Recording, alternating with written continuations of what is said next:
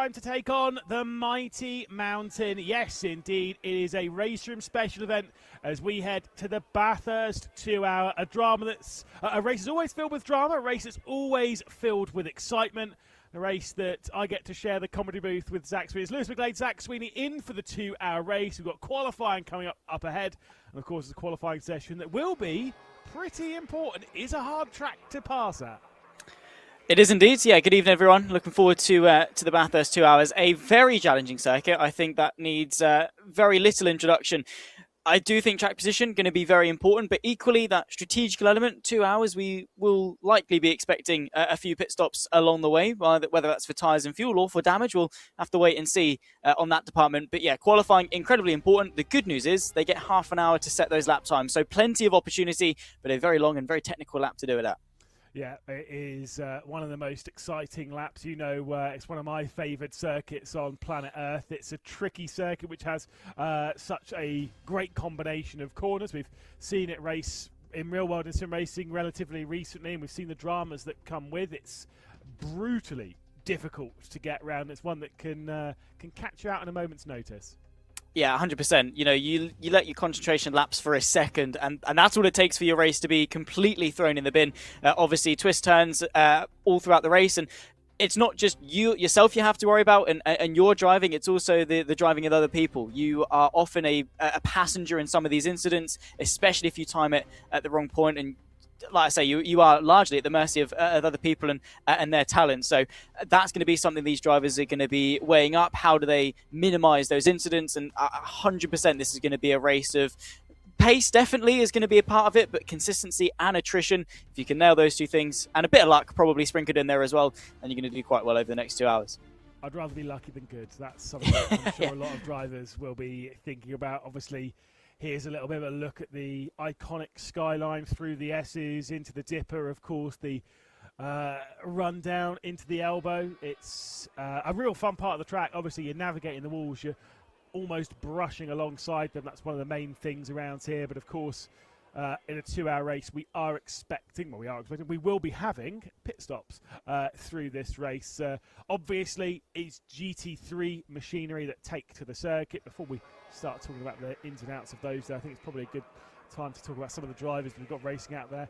Tomas Ribeiro almost seemed like the driver to beat a little bit here on RaceRoom in the recent past. Of course, the defending champion of this event did win it 12 months ago. Also, the winner at Macau, obviously not that long ago, the winner of a whole host of events, winner, of course, of the RaceRoom Super Touring Championship, if memory serves. He's won quite a lot recently. He's pretty good, to say the least, Tomas Ribeiro. So look out for him, and I would say there's quite a lot of similarity from Macau that Tomas Ribeiro can take coming into Bathurst in terms of the ruthless consistency that you need, and that level of commitment. Very, very slim margins of error. So I think Ribeiro is going to be one to look out for. Sort of other people I'm sort of seeing on the little list that we've got, the likes of Lucas Müller, who's off the back, of course, of a very successful campaign in the DTM Esports Championship in 2025, looking to jump back into things in 2026 and get himself back towards the sharp end of the field. So yeah, plenty of talent to look out for at the top end of RaceRoom Esports, and yeah, like I say, very familiar names that I'm sure we're all very well accustomed with. But at the end of the day, you can come in as the favourite, and Bathurst can very quickly claim you as one of its victims. So yeah, don't count out anything or anyone until the bitter end. Yeah, also other drivers, Bo Dixon, Tomas Gontier. There's a few to look at that I'm sure we'll be seeing navigate the circuit in qualifying in the near future. Speaking of cars then, let's talk about it. Obviously, we've got GT3s they'll be taking on, so you'll see your classic ones that you're used to, BMWs, Porsches. Hopefully someone's wrestling around a Lamborghini. We'll be saying goodbye to the Huracan in the near future. Obviously, in the world of motorsport, we've already said goodbye to it. The new one will be racing, what was it, next month, I think, at Sebring. I think we'll see the brand new Lamborghini headed second. Not a V10. Disgusting. What is it? It's a V8. In a Lambo. Unbelievable. Yeah. Not a vibe, is it? Not a vibe. It looks alright though, but it's no Huracan. But obviously, we'll see a lot of Porsches. I'm sure. What's Tomas Ribeiro? Tomas Ribeiro's taken the Ferrari around the circuit, a little bit of the 296 action. We've got the M4 Evo and the regular one, if I remember correctly. Like I say, Porsches and Mercs and whatnot. It's going to be a lot of fun. Yeah, it is indeed. What I am looking at is quite a mix, in all fairness. Actually, I'm seeing a lot of the the rear engine Porsches, a couple of the front engine Beamers as well, which is quite nice. A couple of Mercs as well. Of course, the Ferrari, the mid engine type thing. I'm not seeing the Lambo, which is a bit of a shame. But yeah, nice to see there is a little bit of a mix, and the different ideologies of these cars are coming through and showcasing that they probably are going to be quick. I think we'll very quickly see which one is going to be the meta as such, and which one maybe does come through. But ultimately, if your car is a tenth or two a lap quicker, that's all well and good. But if you throw it into the wall, that's going to lose you a hell of a lot more than a tenth or two. So I think consistency above all else as we make our way into qualifying, and probably one of the more satisfying laps to hook together around Bathurst. Yeah, I mean, I remember when I raced the Bathurst 12-hour a few years ago elsewhere in sim racing. Me and my I was going to say friend, I'm not sure where I go that far. Dan Kell, we were teammates behind the wheel of a BMW M4, and I was sent a setup from a very, very big team in the world of sim racing, and I gave it one lap and thought, absolutely not. And the reason is that it was undrivable to a mere mortal like myself. Kind of the same thing when it comes to the cars. You've got to pick a car up which is going to work well in your favour and something which you're going to be comfortable behind the wheel of. Yeah, if you're taking a car which is already pushing the limit, yeah, you're not going to have a good run. Up the hill, we'll see them enter this mountain complex. Obviously, turn 1, extremely difficult. Turn 2, up towards the cutting. This is where things get narrow, get exciting, though.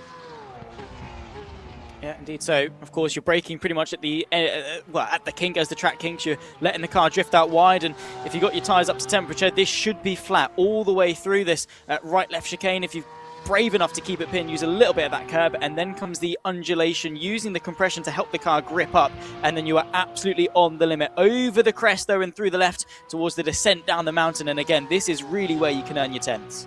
Yeah, look good going through McPhillamy, now through Skyline, dropping down the hill into the S's, clipping a bit too much of that curb on the left-hand side, pushed you out. You actually kind of want to, if it's fair, I said clip too much. You almost want to mount more of it than that and flick it over that curb to the left part of the S's.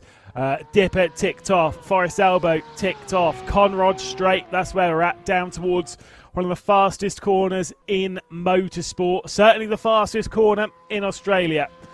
The extremely quick right-hander at the chase that brings you into that tricky braking zone. Use that road on the left-hand side, flick it through the right-hander, heavily onto the brakes and drop it down to about second gear. Just dodging that curb on the left-hand side because that one will really spit the car out towards the exit on the right, but beautifully managed. Finally down into the last part of the corner for Bo Dixon, and out of the last corner at Murray's onto the start-finish straight once again, and we'll see what lap time it is going to be across the line. Bo Dixon goes to third. As much as a 20-minute qualifying session here, Zach, obviously they don't have to do a full out lap. They actually start from before the final corner, and there's no other cars on track for them to navigate. Yeah, so it removes a lot of the variables of a qualifying session, but of course it is a long lap to mess up. You're using a big chunk of your time with each attempt, even if you don't use an out lap, but we can see here Bo Dixon going for consecutive runs. I think the first one just to get those tyres ideally up to temperature, then maybe the second one to really start pushing. Tomas Ribeiro, though, as we expected, the one setting the benchmark. I would imagine a low 2 minute is probably exactly where we want to be, maybe dipping into the 59s. We'll see what the Portuguese driver can do over the next 15 minutes of driving. A good benchmark, though, coming in from Bo Dixon. It seemed to be quite a tidy lap. That's the thing around Bathurst, is that any small discrepancy or a bit of hesitation definitely does get exaggerated. You can very quickly lose quite a lot of time from not doing too much wrong. Tomas Ribeiro towards turn number 2 at the moment, like I say, setting the pace incredibly close, and looking to me like Porsche does seem to be pretty quick with 3 cars inside the top 5. Yeah, we do at least get that V10, not quite the same as what it is in the Lamborghini, but very much in the same vein, at least with the 2 Audi R8s that we've got, 3 Audi R8s rather, that we've got across the field. There is a completion bar as to how much of the lap they have done. And look at this, up towards, through Sullivan Park towards McPhillamy. So fast around this part of the circuit. Thankfully, as much as we are in sim racing, we're trying to replicate reality as much as possible. No kangaroos dancing around the circuit to drive past or into, as the Bathurst 12 Hour was. Yes, and also no virtual marshals as well around the circuit, which again is a discussion I won't get into too much. Escape bar is your the escape button is the escape key. That's the one. Is your best friend around Bathurst if you do make a bit of a mistake.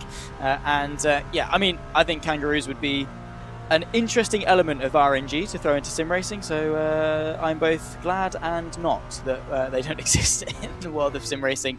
But let's see what Thomas Ribeiro can do in terms of lap time anyway. 2 purple sectors for himself and Lucas Müller as well in P2. Been a very impressive lap that we've seen on board with Thomas Ribeiro into the brakes final corner at Murray's. Flicks it through that left-hander and again avoids that curb on the inside because you don't really want to smack it. It's a little bit too large for these GT3s to wrestle their way through. Improves by 0.2 of a second. Ribeiro at present, the comfortable driver on pole position. And do you know what? I'm going to say it now. Even through the next 13 and a half minutes, I am not sure anyone's going to particularly challenge that time that much. Very impressive from Ribeiro. As you see Matej Mikovic through the final complex and down towards the last turn. Indeed so. Of course, the Hungarian, a very regular name at the front end of RaceRoom Esports across the last few years. He's been incredibly quick, and no matter what type of car or type of championship you put him into, the Hungarian goes up into P6 and the only front-engine car inside the top 10 for now. Tap of the wall there from Ferdinand Coughlin on the exit of the hairpin that leads you onto the Conrad Straight. The German at the moment sat fourth, but definitely a lap that leaves a little bit more to be desired around Bathurst. I do agree, though, Thomas Ribeiro, and he's even pushing it further. He's gone purple to the first sector once again with a 2:05. Could we see a 59 by the end of this session? I mean, I think if anyone's going to challenge him, it'll be Müller or Dixon. I think they're probably the only two that have a realistic shot at doing it. But yeah, Ribeiro on pure pace is largely unmatchable, I think, in RaceRoom. Yeah, I mean, look, that's sometimes just how it is. Sometimes top dog is top dog. Ferdinand Coughlin through the final corner, invalidated the lap time. Lucas Müller flying in that first sector at present.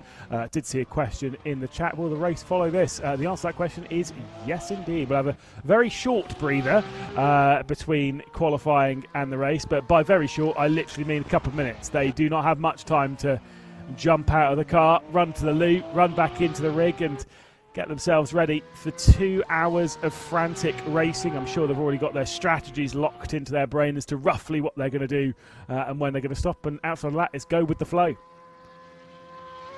It is indeed. I think, again, with Bathurst, a lot of it has to be done, with the circumstances of the race. Track position, very important. Do you come in a lap earlier or wait a lap beyond to come into the pit lane just to get yourself out of traffic or anything like that? But yeah, largely these guys would have done the practice. I don't think many people would be jumping into a race like the Bathurst 2 hours with minimal practice. If they are, they're remarkably brave. But these guys have done 2 hour races before. They know what it takes. They know what kind of needs to be done. I would imagine a single stop, whether or not they take tyres, is another thing that remains to be seen. But yeah, absolutely, at least a stop, I would imagine, probably splitting the race in half. I would say plus or minus 5 minutes to the hour is what we'll be seeing. But eager to be surprised. And with the tyre discussion, again, something I think we'll have to wait and be seen. I did message Lucas Müller to sort of ask what the strategy is. And I think I just missed his reply window because obviously he was jumping into qualifying. So I don't have an answer from one of the pros just yet, but I do know that he's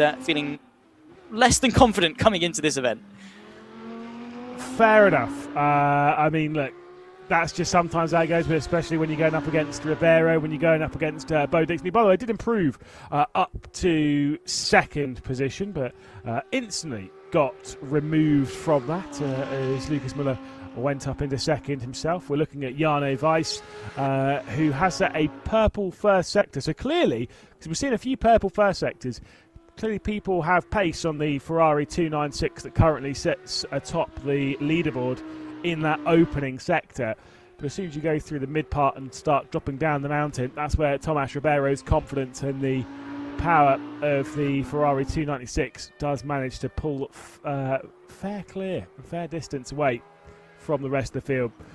To 6/10 off of pole position for Jarno Weiss and up into 4th position. Big gap between 1st, 2nd and 3rd and the rest of the field. Yeah, pretty comfortable is the top 3. Ribeiro, the gap closing though. Lucas Müller is chipping away at it in that Porsche. Now under 2/10. Bo Dixon as well. It is remarkably close. Then, like we say, a little bit of a gap to the 3 Germans of Weiss, Roche and Coughlin. But again, in and amongst themselves, incredibly close. And I have to say, I'm pretty impressed by that. You know, there's plenty of opportunities around Bathurst to gain lap time. It's a very punishing circuit. And yet, for the majority of the field, we're seeing no sort of more than half a tenth of a second in between sort of each pack of cars, if you like. The top 3, the rest of the top 10. Incredibly close in terms of their lap time, which I think bodes well for a pretty decent race ahead of us, especially if everyone, for the most part, can keep it clean. But we'll wait and see in that department. But yeah, I mean, I just think it goes to show how competitive the top level of RaceRoom Esports is, and definitely over the last couple of years has really tightened up towards the sharp end. You know, these guys are masters at what they do, especially on this platform, and I think it's only right that the lap times, because of that, showcase that. Bo Dixon seems to be on a pretty decent lap as well towards the top end of the field, so he's knocking on the door potentially of finding his way onto the front row, but I'm sure the Falcon Sim Racing of Müller will maybe have an answer for that into the final 8 minutes of qualifying. It's handy, isn't it, having the Falcon Sim Racing car and a Falcon livery. Obviously, I've just commentated on a fair amount of Falcon Sim Racing. Congratulations to them for winning the Digital Nürburgring Langstrecke Series a little bit earlier on in the day. That was in the GT3 category over in that neck of the woods, looking to seal a second GT3 victory on the day as well. That'll be not a bad way to begin this weekend. Lucas Müller, again, like you say, like Bo Dixon, setting a solid 1st and 2nd sector. Bo Dixon obviously will be a little bit ahead of Lucas Müller, so we'll see that time coming first. And there it is. Bo Dixon moves up onto the front row of the grid, about a 10th off of Tomas Ribeiro, who he himself has improved in that 3rd sector. Blanchard goes to 4th within half a second of Tomas Ribeiro. Yeah, so like I say, it's incredibly tight at the sharp end, and still probably time for 2, maybe 3 more laps in qualifying. Tomas Ribeiro, of course, even he himself is finding more time in that 1st sector, so like I say, probably a little bit more on the table for him. Lucas Müller across the line, let's see what he can set. Is it a personal best? Not quite on that occasion, so he's going to be going again. And yeah, cutthroat at the top end. I wonder how consequential the qualifying is going to be between the top 3. How much of a difference is track position going to make? And well, I think largely the question is going to be who's going to be the most consistent when we do get into that 2-hour race. One small mistake can bode disaster. Tomas Ribeiro, though, on a flying lap up in front. Let's see. The gap has been quite close, and Bo Dixon and Lucas Müller has been chipping away at the gap for the last few minutes. Let's see if Ribeiro can wedge it back open once again and feel a little bit more comfortable in this qualifying session. Good to see Dalsenberg then seeing all 27 of our cars get a lap onto the board. Nice to see the bright pink of Roxy as well out on the racetrack. And there was also another improvement. Spiegel goes up into 10th position. Did say Mate Mikiewicz improved to 6th. And we did see Weiss had a purple 1st sector. That was immediately turned down as soon as Ribeiro crossed the line. Improves to a 2:03. Very impressive from Ribeiro. Again, moves that benchmark a little bit further with 6 minutes left to go of the session. As soon as the session comes to a close, as soon as we see the checkered flag come out, that is the session over. You will not get time to finish your laps. You have to have all of your laps done within the allotted time limit.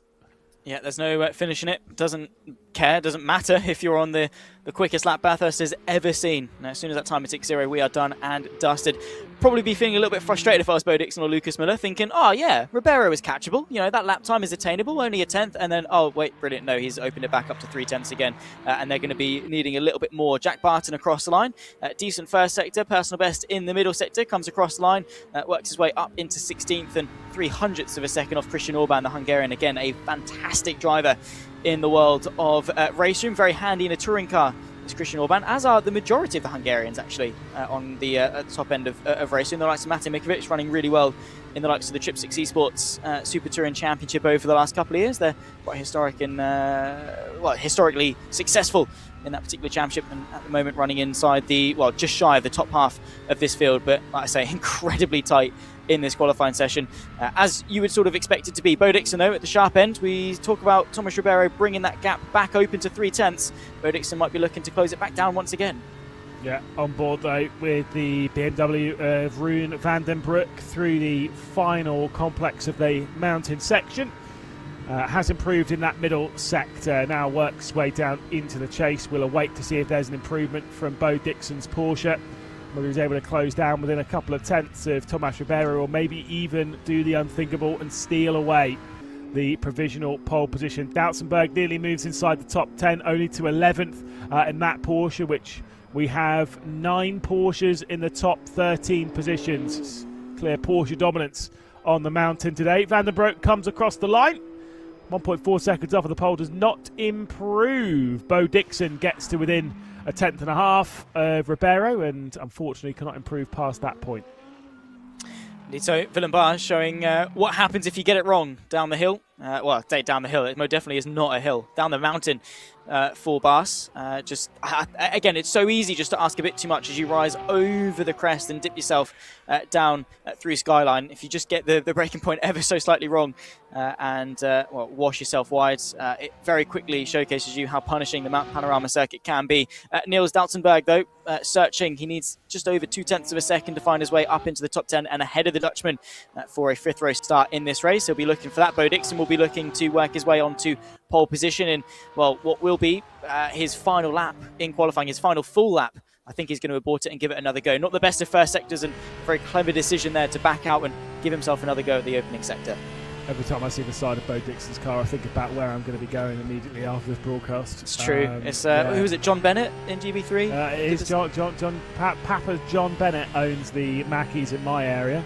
And I will be visiting that shop. No, I'm going to be a good boy. I'll visit tomorrow morning, it's fine. So obviously, it's not great, is it? Jonas Rydell, 2.5 seconds off of the pole. The entire field separated by 3.1 seconds. And a improving first sector comes in from Lucas Muller. So there is the time there, and again, improves in the second sector. More probably focused on trying to steal away second position rather than trying to take the pole off of Tomas Ribeiro. Bars as well, improving in that Mark VDS Audi R8. Currently in 10th position, has gone purple in the first sector, green in the second, as we take a look at Matej Mikiewicz working his way up the hill. Yeah, definitely head and shoulders the strongest BMW. The next, of course, is Van den Broek down in 14th. Christian Orban as well in 15th. Head and shoulders clear. He's, well, 6 tenths. I'll give him that. 6 tenths quicker than the rest of the BMW field. So Matej Mikiewicz flying the flag very, very well indeed. It seems the mid-engine and the rear-engine cars are particularly strong around Bathurst, keeping the rear end stable as you dip down the mountain, probably a part of that. It's the final 2 minutes, though, of the session. It does mean that anyone on a lap now are on their final 4 laps of the session. Willem Baas comes across the line for the final time. Decent to the first sector, decent to the middle sector. Well, let's see. He doesn't move. Stays in P10 for now. Under a little bit of pressure from Doutsenberg, but slightly comfortable 2 and a bit tenth margin to keep himself inside the top 10. We are going to maybe see a little bit of a shuffle through the lower portions of the field, particularly because of how incredibly tight it is. All these cars seem to be talking to me. Bo Dixon's car's got a Mackey's logo on the side of it. This one says Fat on the front. But Rob Fan is going to come across the line. 19th position at the moment. Improves to 17th. Few purple sectors coming in the hands of Roche, in the hands of Dixon, the hands of Van den Broek as well. But none of them are improving on 2 consecutive sectors. It is only the first sector where they are finding that improvement. I believe it was Matej Mikiewicz maybe moving up into 7th position. There was certainly a switch. I think it was between Coughlin, Mikiewicz, that kind of area. Someone was able to improve only a couple of positions. Christian Orban also improving, riding on board with Jarno Weiss, who has not found any extra time around the circuit. Desperate to find something in this third and final sector. Yeah, you've got to be committed. I don't really think there's going to be much to be desired, unless he's only like very marginally slower through the opening 2 sectors. Across the line, we'll see. He doesn't need much of an improvement to find his way up a position. Roche makes a huge jump up into P6, but no improvement there from the Audi of Weiss. He stays 5th, which definitely not a bad position to be starting. Definitely towards the sharp end, and crucially, outside of that mid-pack. I'd probably say I'd rather start last than maybe 18th or 19th in this race, purely because at the very least, if you're last, you can kind of lift off and deal with the carnage at your own pace. If you're in that midfield, you can't really do much in terms of stopping because you've got a queue of cars behind you, and also you're at the mercy of those in front of you not to completely throw it away. So going to be a very difficult race ahead of us, I'm sure, but Thomas Ribeiro, clearly the favourite. Yeah, once again, proving that speed, proving that confidence, proving the comfort and consistency in that Ferrari. Not only was able to do that lap time once, but was able to relatively consistently improve upon it. An extremely impressive qualifying session from one of RaceRoom's best at this moment. I mean, he does seem to be, in a relative sense, almost unbeatable. Let's not get ahead of ourselves too much. We've still got a 2-hour race, but he's probably, I would say, the favourite. I've seen a little bit of a discussion on the YouTube chat in terms of fuel loads and things. The Porsche does have a slightly more voluminous fuel tank. It's got 120 litres from what I can see compared to 115 in the Ferrari. And from what I have seen, a little bit of fuel saving is required in the Ferrari to make it to the end on one stop. But crucially, Ribeiro has taken pole position, so he's kind of in control of the pace. I mean, if someone's lifting and coasting down the mountain, you're not exactly going to be able to get a move done. So I think that's going to be a nice advantage for Ribeiro to control the pace in the early phases and get some of that fuel saving done and dusted to hopefully make the strategy a little bit more straightforward for him. Is voluminous a word, though? That's the question. Absolutely. Well, we'll come to that in a few moments' time. 2 hours will go onto the clock. Tomas Ribeiro will start from pole position. And down into the opening corner, it's a much better start from Lucas Muller from the second row as he makes it 3 wide down to the opening corner. He's to the outside of Bo Dixon, throwing it in. Tomas Ribeiro's got a little bit too hard into hell corner. Bo Dixon with the up and under. As we rise up mountain straight towards Griffin's Bend, it is the Porsche of Bo Dixon that's found his way into the front of the field. A couple of tenths separates them as they head to the braking zone of turn 2, and the entire field will snake their way around and jostle for position, but it is Dixon leading from Ribeiro, from Muller, from Blanchard, from Weiss as they go side by side for 4th position. Yeah, now into the cutting for the opening time, and that is disastrous start for Ribeiro and a golden opportunity for Bo Dixon. Now he's the one in control. The question remains, can he get himself into that rhythm and start driving away? I'm sure Ribeiro is going to be having absolutely none of it. Lucas Muller trying to be aggressive in the opening phase as well, and hopefully we can see more of that three-way rivalry between the top 3 over the duration of the next 2 hours. Only a minute in, so a long way to go still, but Weiss as well, a fantastic start from the Audi, already putting a little bit of pressure on Lucas Muller. Now comes the biggest challenge of the opening lap, cold air tyres down the mountain, and of course all 27 of them bunched up as they descend. So far so clean though towards the sharp end as Bo Dixon gets himself into a nice rhythm and opens up a good couple of car lengths actually from Tomas Ribeiro. Yeah, balancing the brake pedal all the way down the mountain, not being too far away from it really at any point, as Tomas Ribeiro, who is the defending champion of this event, did it in an Audi R8 last year, and again, very impressive it was, but he's going to have to do a little bit of work if he's going to have to do it. If he's going to be able to do it once more, finds the slipstream of Tomas Ribeiro's Porsche. But I think we'll start to. I was going to say going to start to play the long game, and then he gave that little look going through the chase. I will roll back on it. He wants this race lead. I think he's thinking about anything when it comes to fuel numbers. He wants the race lead back. In the background, I think it was Mate Mikiewicz in the GPSE BMW M4 was just a little bit wide going through the chase, and that's allowed Smardzic to come through. Bit of contact between the two of them going through Murray's. Yeah, a little bit naughty, I would say, from Mate Mikiewicz, using the size of that M4 as a little bit of a weapon just to open up the steering on the exit of the final corner, and well, that puts Smardzic down behind Coughlin. We've got a queue of Germans, Spiegel, Coughlin, Smardzic and Dotzenberg from 9th to 12th as they all queue behind Mikiewicz, and here we go, side by side for the lead. Bo Dixon having to go defensive in towards turn number 2. To the outside, Tomas Ribeiro, that one is not going to work. Drop back into single file running, and they'll probably keep that up the mountain and back down it. Maybe even Conrad towards the end of that. Maybe there is the look. Maybe there's a look into the cutting as you find that second apex. Out wide goes Bo Dixon. A look to the inside from Tomas Ribeiro. He could not find his way through. He is feeling feisty. My goodness, that was a big moment from Tomas Ribeiro. Yeah, it was. He's getting desperate, I think, here, or at the very least getting aggressive. He doesn't like being the second car on a train. He likes clear air in front of him. Bo Dixon, though, have to respect him. He's, defending very well, putting the car exactly where it needs to be, maybe trying to get into the head of Ribeiro a little bit, because Ribeiro's probably thinking, well, what is this? A challenge? I've not had this for a while. Bo Dixon setting the pace, and what this is actually allowing is Lucas Muller to get himself back into the battle. We ride on board with Tomas Ribeiro, of course, as they work their way back onto the Conrad Straight. Bo Dixon would very much like some rear gunner support from Lucas Müller just to maybe get Thomas Ribeiro off his back for a lap or two, but into the slipstream towards the chase, and then of course into the chicane. That gap is coming down. Bo Dixon is going to have to well, defend very hard to keep this position.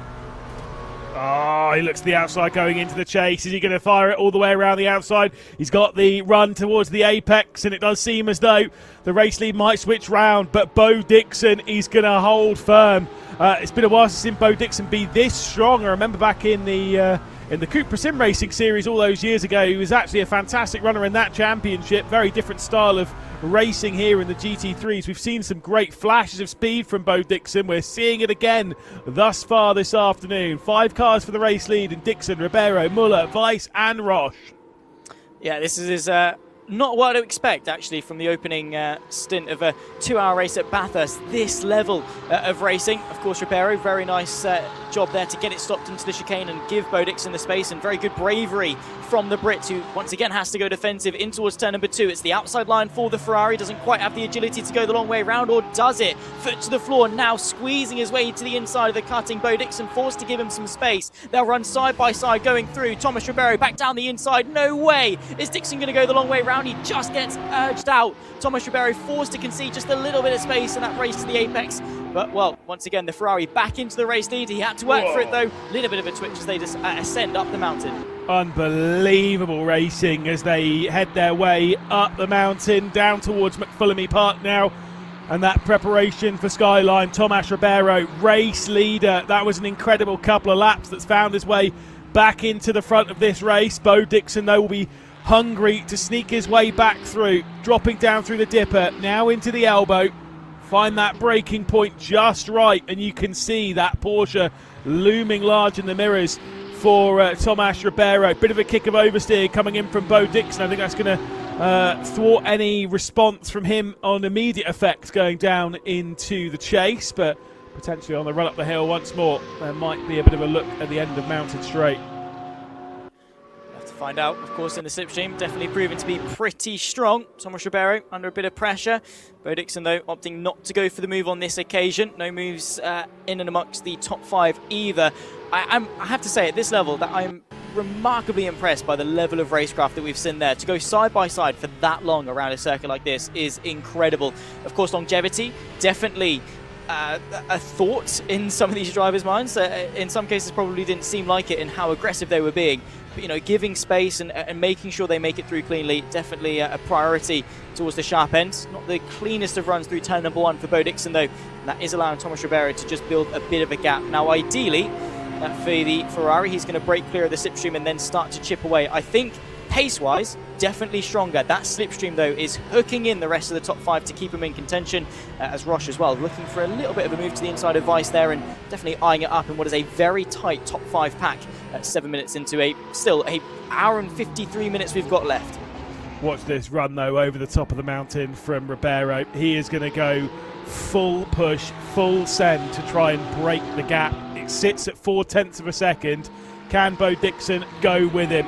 Unbelievably close to the barrier as we enter Sullivan Park at the drop and then climb back up towards McPhillamy through the left-hander. Big slide, very confident with the rear end of this Ferrari is Tomas Ribeiro. Half a second between the top 2 as they fling their way down the mountain once again. Brilliant racing, brilliant driving from this top 5 to keep this close. You wonder when they're going to find a little bit of a breakaway, when there's going to be a reprieve, because it's not right now for Tomas Ribeiro. Bo Dixon, drive of his life in the opening portion of this race. He's keeping right up with the rear end of that Ferrari 296. I'm incredibly impressed. Genuinely, Bo Dixon driving very, very well, really taking that challenge to Tomas Ribeiro. Maybe would have asked a little bit more of Lucas Müller to get involved in this battle. Definitely had the opportunity to do so, but I think his objective for this race very different to that of Bo Dixon and Ribeiro. So we'll wait and see to see what the reigning DTM Esports champion can do in the latter half. Maybe doing some of that fuel saving that Ribeiro and Dixon have missed out on in the opening phase. Roche versus Weiss, by the way, they've swapped positions, so we've now got 2 Falcon Sim Racing cars running 3 and 4 as it stands, at least in terms of the livery. Weiss demoted to the back end of the top 5, but still firmly in contention. And towards turn number 1, if Bo Dixon gets a good run out of Hell Corner. Definitely could have a look this lap, but again, the question remains, does he want to? Does he want to just sit in the slipstream, save some fuel, now that he knows Ribeiro is unlikely to be able to break free, unless there's a mistake from the Brit, that he can use that to better himself in terms of the strategy. Definitely seems that Ribeiro is looking in his mirrors, though, with a little bit of a weave left and right on the straight to break the slipstream. Ribeiro definitely knows that the threat of Bodixon not too far away. Nor is Lucas Muller. 3 cars separated by a second back then to Roche and Weiss, who don't quite have the speed after they've switched around between Roche and Weiss. Seems to keep up with this group. They have dropped off, and as we saw in qualifying, where it really was the top 3 versus the rest of the field, it does seem as though the race might go that way as well. Just 1 second between this talented group. Behind that, you've got Roche, you've got Weiss, you've got Thomas Gontier, who's found his way into 6th position, about a second clear of Blanchard, who showed very well in that qualifying session. Ferdinand Coughlin in 8th position, Matej Mikiewicz and Florian Spiegel will round out the top 10. Samardzic has gone back to 11th after we saw that incident between Samardzic and Mikiewicz, so he's going to be sitting there in 11th spot and probably feeling pretty outraged by it, and maybe pretty desperate to find his way up towards the back of Matej Mikiewicz and his way through with relatively quick efficiency. I would say so. Does pay to be quite efficient in a race, funnily enough, I would say. Samardzic, though, I'm sure probably is going to be feeling a little bit frustrated about that move. Jack Barton, though, all aboard the Barton Express, it seems. A huge gap in front to Duxenberg, but a huge train of cars queuing up behind the second Ferrari in this field. At the moment running 15th and under a lot of pressure from Ribbon Alex. Of course, that Ferrari 296 battling for 15th as it's a World Championship title, it seems. Queuing up behind that, the likes of Christian Orban, Tabo, you've got Taru, Marchena, Gaspar Misch as well, not missing out on any opportunities over the course of this race, I'm sure, and would like to find his way up into the top 20. Honestly, I'd actually missed him. I didn't even realise he was actually in this race. Gaspar Misch. We do love a little bit of Gaspar Misch, and he is a pretty potent competitor himself in the Ferrari, white and blue Ferrari, a few rows back here. It is a tight fight, though, with Ribbon Alex trying to get past Jack Barton, and I say it's not really separate by too much. In fact, this train really does go back to Frings. Rorick not quite there, but he's within a second, I'll allow it. It's Johnson who's 2 seconds off of this. We saw Johnson a little bit at the final runner, or one of the final runners in qualifying, a little bit off the rear of this, but I wouldn't necessarily say he's completely out of this fight. Somewhere where there is a bit of a bigger gap appearing, Race League got up to 3/4 of a second there. I even saw it jump up to about 9/10. Ribeiro is turning the screw, and the gap is growing. Indeed so, back over a second, so it's flirting on that edge, and of course Bodixon will be desperate to stay in that slipstream because, well, if Thomas Ribeiro gets out of it, his consistency and I think his pace will allow him to get clear, riding on board actually with Ribbon Alex down the mountain, looking at Jack Barton in front, and again, always, I guess, a thought in the back of your mind going, what if he spins now? What am I going to do? What is my course of action? I guess you don't always have 100% trust in the car in front, especially that Ferrari looks very on edge going down the mountain, but just keep an eye, of course, on that gap at the front. 0.8 of a second, Bodixon needs to be pushing, otherwise the likes of Lucas Muller will reel him back in. That being said, the gap between first and second and third, pretty large. Let's see what the gap is going to be between 15th and 16th, though, because it is closing. And Ribbon Alex, a little bit of a tap to the rear end of that Ferrari there. Definitely could have been more aggressive if he wanted to be, but maybe just misjudged the momentum that he's got. For now, Jack Barton will keep that 15th ahead of the train of cars all queuing behind him. At the moment, it's the triplet of BMWs that want to find a way through. Yeah, and just remember that as much as we're seeing this fighting here and how good it is very entertaining to see these battles up and down this order. Thibaut, I think, has had a bit of a problem through the final corner of Liquid Moly. BMW M4 now goes side by side with Norms. We'll probably fend off Norms at the opening corner at Hell Corner and will indeed keep him at bay as the Manthey Porsche looms large in the background. Distinctive lime green. I'm sure Ewan O'Leary's keeping a close eye on that one. There are other splits. There is 23 other races, well, 22 other races, 23 splits in total, 22 other races, 22 other versions of this race that we aren't seeing. that is just the nature of sim racing. We're obviously seeing the top split, we're seeing the best in sim racing go at it. But obviously hats off to all the drivers that are taking to Bathurst this evening. About 400 to 450 drivers are currently involved in racing.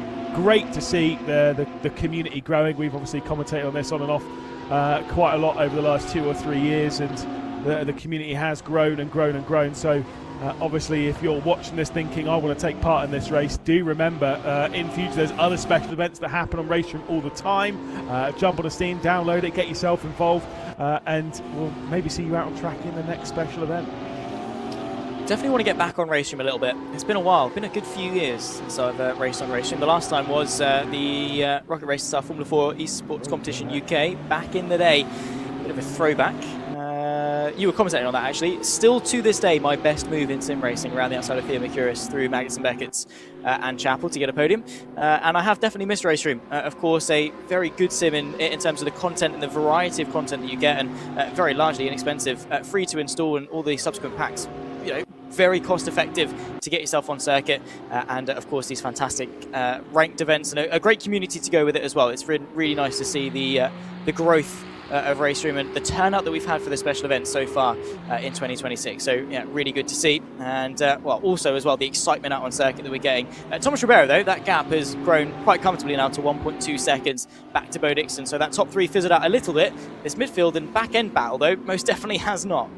Yeah, it's Tarrant that's trying to keep them at bay in 20th position in that Porsche. Fan right on to the rear end, and like I say, is keeping things very close company. Samardzic getting back to the inside, trying to get himself into the top 10. Muscling Van den Broek into the barrier as the Porsche was trying to make the move. Samardzic does get through into 11th position. Sorry, I said it was going to be the top 10. It was up into 11th position. Van den Broek is sent into the barrier slightly. I'm sure that's not going to be a particularly comfortable feeling for the BMW M4. Dautzenberg as well in the bright pink, distinctly bright pink Porsche of Roxy that just taps the barrier. AO Racing's car. Do love a little bit of that. I do like the liveries, I have to say, especially the more iconic ones. But I mean, yeah, good to see them being fielded, and a good move there from Samardzic. I say good move. It was a little bit scruffy around the edges. I think he's come into the mindset of, well, if it's going to be done to me, I'm going to dish it out as well. Maybe a bit of a vendetta against some of these BMWs. I mean, yes, that's all well and good, but it's one of those ones where the more you dish it out, the more likely you are to have it dished to you as well, and that is raising to the conflict. You know, you have that bit of drama, and it is very easy to think, well, I've been pushed off the road, so I'm going to push everyone else off. Generally speaking, not the best thing to go and do. I'll be completely clear. Is Jonas Riedel is alongside fellow BMW Thibaut, and we'll back out of it a little bit, and we'll have to settle for third. Gap for the race lead, importantly, 1.5 seconds now. That gap has grown to. Yeah, it's falling very nicely into the lap of Ribeiro. Don't get me wrong, 1.4 seconds, by no means a gap to feel comfortable around Bathurst. You know, that's one small mistake, that's washing out wide on one occasion. Anything like that, and Bo Dixon can very quickly be knocking back on the door of Thomas Ribeiro, and we're yet to see as well the pit stop and the strategy. Does the Porsche have the advantage in terms of fuel load around here? Again, that is all to be discovered. But what it does mean is Ribeiro is less focused on what is going on behind him and being under pressure and having to brake, slipstream and defend, and more focused on looking out of his front windscreen and just driving that Ferrari 296 as quickly as possible. Bo Dixon, though, got a nice bit of a reference point. He's been able to use Thomas Ribeiro to pull away from Lucas Müller and grow that gap up to 1.1 seconds. Müller away from Roche as well. That's grown a little bit. So a once five-way fight for the lead definitely has dispersed. Gaspar Misch, well, has worked his way nicely inside the top 20, knocking on the door of Marchena for 18th position as well. That very orange and black Mercedes just in front of him. Of course, the, I want to say Slovenian of Gaspar Misch wants to find a way through and up another position. He's been slowly chipping his way through this field. I think it is Slovenian. I never remember the nuances though between the Slovenian and Slovakian flags, but I think the Slovakian flag has a red shield and Slovenia has a blue one. Definitely that territory in that neck of the woods. And we do have a lot of very fast Slovenian sim races. Obviously, some of the fastest. Oh, Gaspar Misch just getting dived down the inside by Tarrant. Decides, actually, do you know what? This Ferrari 296 is pretty tanky. And says, you're going to dive me down there, don't worry about it, I can deal with it, no problem.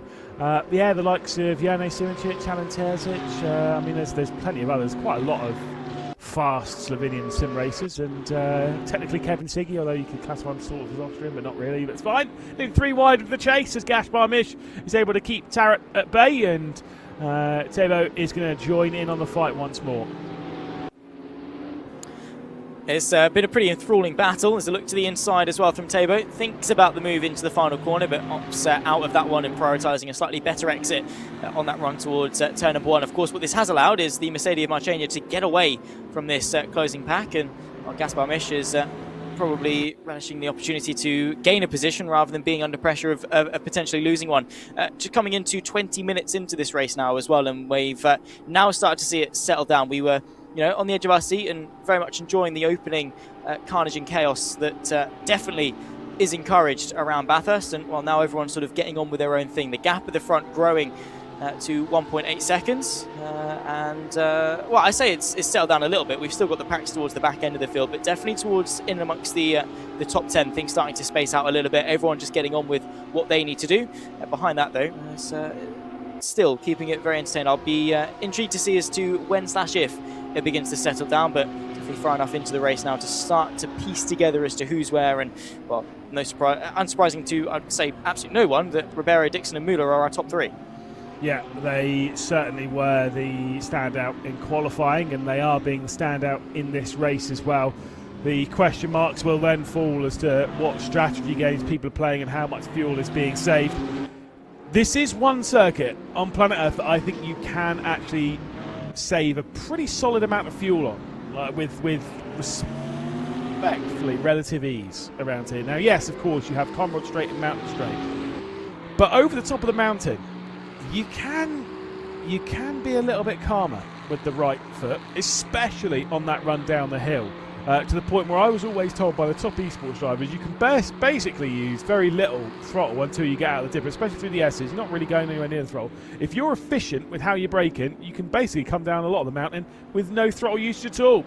Tarrant has made a little bit of a mistake whilst trying to get past the Ferrari of Gaspar Misch, going through the chase right there, and has lost a couple of positions. Tebo's come through into 19th position. Gaspar Misch remains in 20th despite losing a position, but that's just sometimes how it goes. Rydell and Tarrant are now all in this fight. Yeah, a clumsy one there from Tarut, I think, just asking a bit too much on the brakes and very quickly ran out of the agility to go around the outside. Misch, of course, keeping that P20. And will now be trying to press on to get after Tebo, but it just seems that Misch running out of momentum really in this train. He was able to quietly work his way through because of the battling of other people as that continues behind Rydell versus Tarut. The Porsche this time not missing his braking point on the exit, on the entry, and not running wide as a consequence on the exit. So he works his way back up in his P21. Norms as well in that Ferrari looks to the inside of the cutting. Very precarious game being played.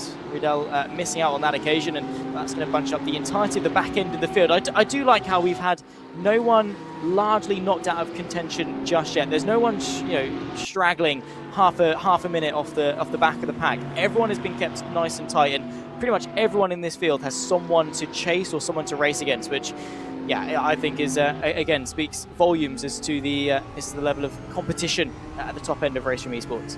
Yeah, you want to keep it as close as possible with all of our drivers, and make sure that everyone's having a good time out there. As long as at the back of the field you're involved in a fight, that's kind of what you want. That early drama, you're being spun round or something like that, can really put a dent in your evening. No one was really spun round on lap 1. Yes, there was the odd bits of contact, but realistically it was pretty fine on that opening lap, and has been pretty fine throughout the running of this race. The closely we got a bit of contact between Datsenberg and Matej Mikiewicz towards the front. We saw some great side-by-side between Tomas Ribeiro and Bo Dixon, of which I hope we've not seen the last of during this race, and 2 seconds remains between the two of them. and still 96 minutes on the timesheet. There's chance for them to rejoin and fight. 100%. And again, we're waiting for that strategical aspect to come in. Whether the Porsche maybe has a slightly shorter stop, that could allow Dixon to, get that track position back, and then into the second half of the race, I'm sure he's going to be. I mean, he was aggressive in the early phase. I'm, trying to think what he's going to be like into the second half, where the stakes really start to ramp up. But I think Dixon's aim right now is to save as much fuel as possible, shorten your pit stop when it comes to that point, and then try your best to get that track position. Just keep Ribeiro in your sights and capitalise on any sort of mistakes. I think that's maybe the aim of all three of the Porsches inside the top five. We'll again have to wait and see. Maybe Ribeiro is fuel saving ridiculously well down the mountain and able to offset some of the losses of the fuel tank of the Ferrari. Will again, all remains to be seen. I've not done any testing. As oh my goodness me, that's how to get it completely wrong there. Blanchard off the exit through the S's gets it all sorts of wrong, and well, very well avoided as well, it must be said, from, I think that was Datsenberg that was just behind him. And now comes the 3-point turn while you've got other cars coming at you, and the dreadful wait to rejoin the race. And in real life, a few moments ago would have been the perfect time to have called a safety car. We don't have any safety cars in sim racing though, or at least not here in RaceRoom, so we have to just be patient. Thankfully they do have a relative to tell them where all the other drivers are, and to be a little bit patient to get going again. That was a big shame though. Was showing some really, really good speed was Blanchard, but now will be the 27th and final runner of the field in that the more yellow Manthey Porsche. That is a shame. That is a shame. Easily done though, isn't it? Coming out of the dipper where there's kind of walls left and right. Tap either of those, you're already a little bit out of balance on weight and a little bit too heavy on that loud pedal, and suddenly the car goes round. Gaspar Misch keeping Stefan Tarrant at bay for now. Doing his best and, well, defending very aggressively again. And that's the thing, is I've been interested as to how aggressive people have been. It's a 2-hour race and definitely an attritional one at that. And yet we've seen some very aggressive driving in the opening, not even half an hour of this race thus far. Gaspar Misch, no exception. He doesn't need permission from anyone to be aggressive. Stefan Tarrant to the inside of turn number 2, finds the space later on the brakes, but the momentum swings the way of Gaspar Misch, who just is able to keep it on the road and get the traction he needs to stay in front by the time they get to the cutting. Riddell as well, trying to find the gap into the cutting, but can't slice his way through on that occasion. That was, again, another great defence from Gaspar Misch, just to keep Tarrant at bay. Going through turn 2 at Griffin's Bend was just about able to do it, and to be fair, they were both millimetres away from each other and millimetres away from pretty much having their races at least spun round. Someone just disconnected from about 18th or 19th position. I think it was Christian Orban, who it is indeed. Christian Orban has gone missing. Not sure as to what's happened to Orban, but unfortunately Christian Orban is no longer in this race, so he is the first, technically speaking, retirement. Yeah, exactly. And memory serves me correctly, you can't rejoin the race either from a disconnect, so that's his day done and dusted. Unfortunate for Orban. Again, a remarkable driver, but again, we'll be seeing no more of him in this race. I'm sure he'll be bounced back for the next special event. Nonetheless, Stefan Tarrant finds the space to the inside of the chase. The run towards the chicane, of course, very much on. This time on the outside, he's going to make sure he gets it stopped, and maybe a bit too conservative on that occasion, but Gaspar Misch was firing his way through the chicane nonetheless. Stefan Tarrant opting for a slightly better exit, so they draw alongside each other going into the final corner, and the Porsche this time again going for the switchback. A little bit less keen to go around the outside after the mistake a few laps ago. Side by side here as well. This is Willem Baars versus Ruud van der Broek. The Belgian BMW staying in front and able to duck to the inside to defend from the Audi, heading in towards Griffin's Bend at turn number 2. Keeping the Mark VDS Audi R8 at bay. I've actually got a Mark VDS cap downstairs. Fun fact. I did pay for it, had it thrown at me whilst I was at the 24 Hours of Spa. Both myself and Cameron Roger have one. I think my one's Sam Lowe's though. I think they're from the bike side of things. As Terry will slip once again down the inside of Gaspar Misch. She's a little bit off the apex, a little bit off the racing line onto the dirty bit as they roll their way through Griffin's Bend. He's got the inside though into the cutting, and the Ferrari 296 might just about be able to keep at bay. The BMW clearly struggling a touch in a straight line. I said BMW because I spotted one, obviously Porsche is what I meant, but just about able to keep them. The Ferrari does not have great straight line speed on mountain straight, does it? I wonder how much of that is down to the Ferrari and how much of it is down to the slipstream being so much stronger. Because Thomas Ribeiro was very quick in the slipstream with Bo Dixon, so I think that's probably the more deciding factor. Nonetheless, Gaspar Misch is, well, very much heading a train and being remarkably defensive, and that's the proof is in the pudding there. The gap to the lead of 41 seconds for Tabo, 47 for Misch. So a 6-second gap between the two of them. Two Porsches go side by side here. This is Samardzic versus Duitsenberg, and well, there we can see the Porsche, well, one of them around the outside, the pink one going around the outside of the chase, side by side, and rubbing wheels on that slight descent towards the final corner. We can see there Samardzic able to stay in front and retain that top 10.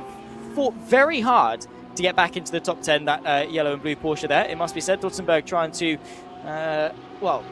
put a bit of an end to that one as quickly as it happened, but yeah, I have to say, really impressed from Samardzic just to find that rhythm and that momentum and that motivation more than anything to find his way back into the top 10 after being pummeled to about, I think, as low as 14th at one point. So yeah, good to see that the pace still firmly there as Duitsenberg gets demoted to 11th.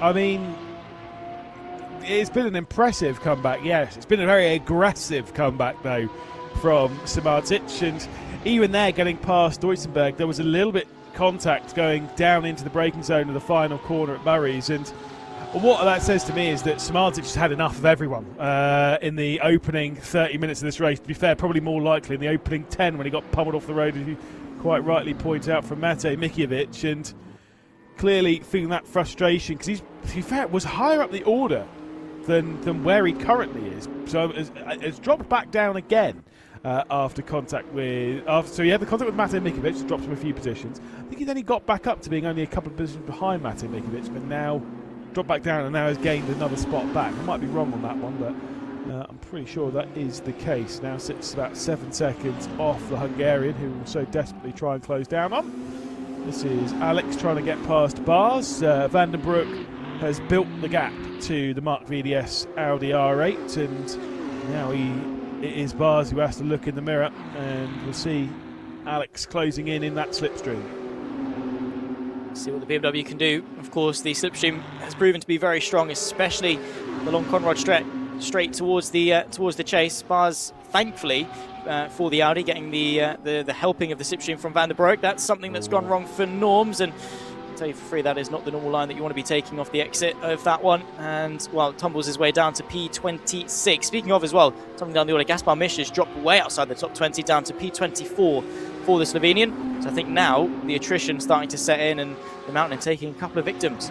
Yeah, it certainly does bite. 2 seconds for the race lead remains, by the way. Just keep an eye on that gap. It's kind of grown a little bit and it's remained relatively stationary around the 2 second mark. Tomas Ribeiro to Bo Dixon. Remember one thing as well, over the 2 hours of this race, that we are going to get a pit stop, that tyre wear is a factor to think of, and tyre wear will be different car to car. Some drivers and cars will burn their tyres, will burn their fuel a little bit differently to others. That's what Balance of Performance tries to negotiate and navigate. But for Bo Dixon and his Porsche, he's just trying to remain as close to the back of the Ferrari 296 that leads the pack as he can, and hopefully for him the tyre wear's all right.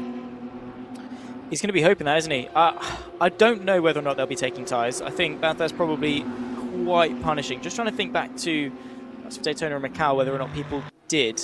I think maybe some people tried not to and suffered towards the end of the race, or some people did take them and couldn't quite get the advantage they needed to make the gains back. It was one extreme or the other. I can't remember which way round it was, so we'll have the question answered here. Thomas Ribeiro is able to get that gap nearly up to 3 seconds. His ruthless consistency just absolutely hounding in the laps since getting the lead back, and for a moment very much challenged by the likes of Bo Dixon and under a little bit of pressure from Lucas Muller as well. But yeah, since the beginning of the race, even through qualifying, and his previous results speak for themselves in terms of him coming into this as the favourite, I still wouldn't count out Bo Dixon by any means. 3 seconds is not comfortable, and still that strategical element to work into a factor. The differing cars between the Ferrari and the Porsche, like we were alluding to, in terms of tyre wear, fuel wear.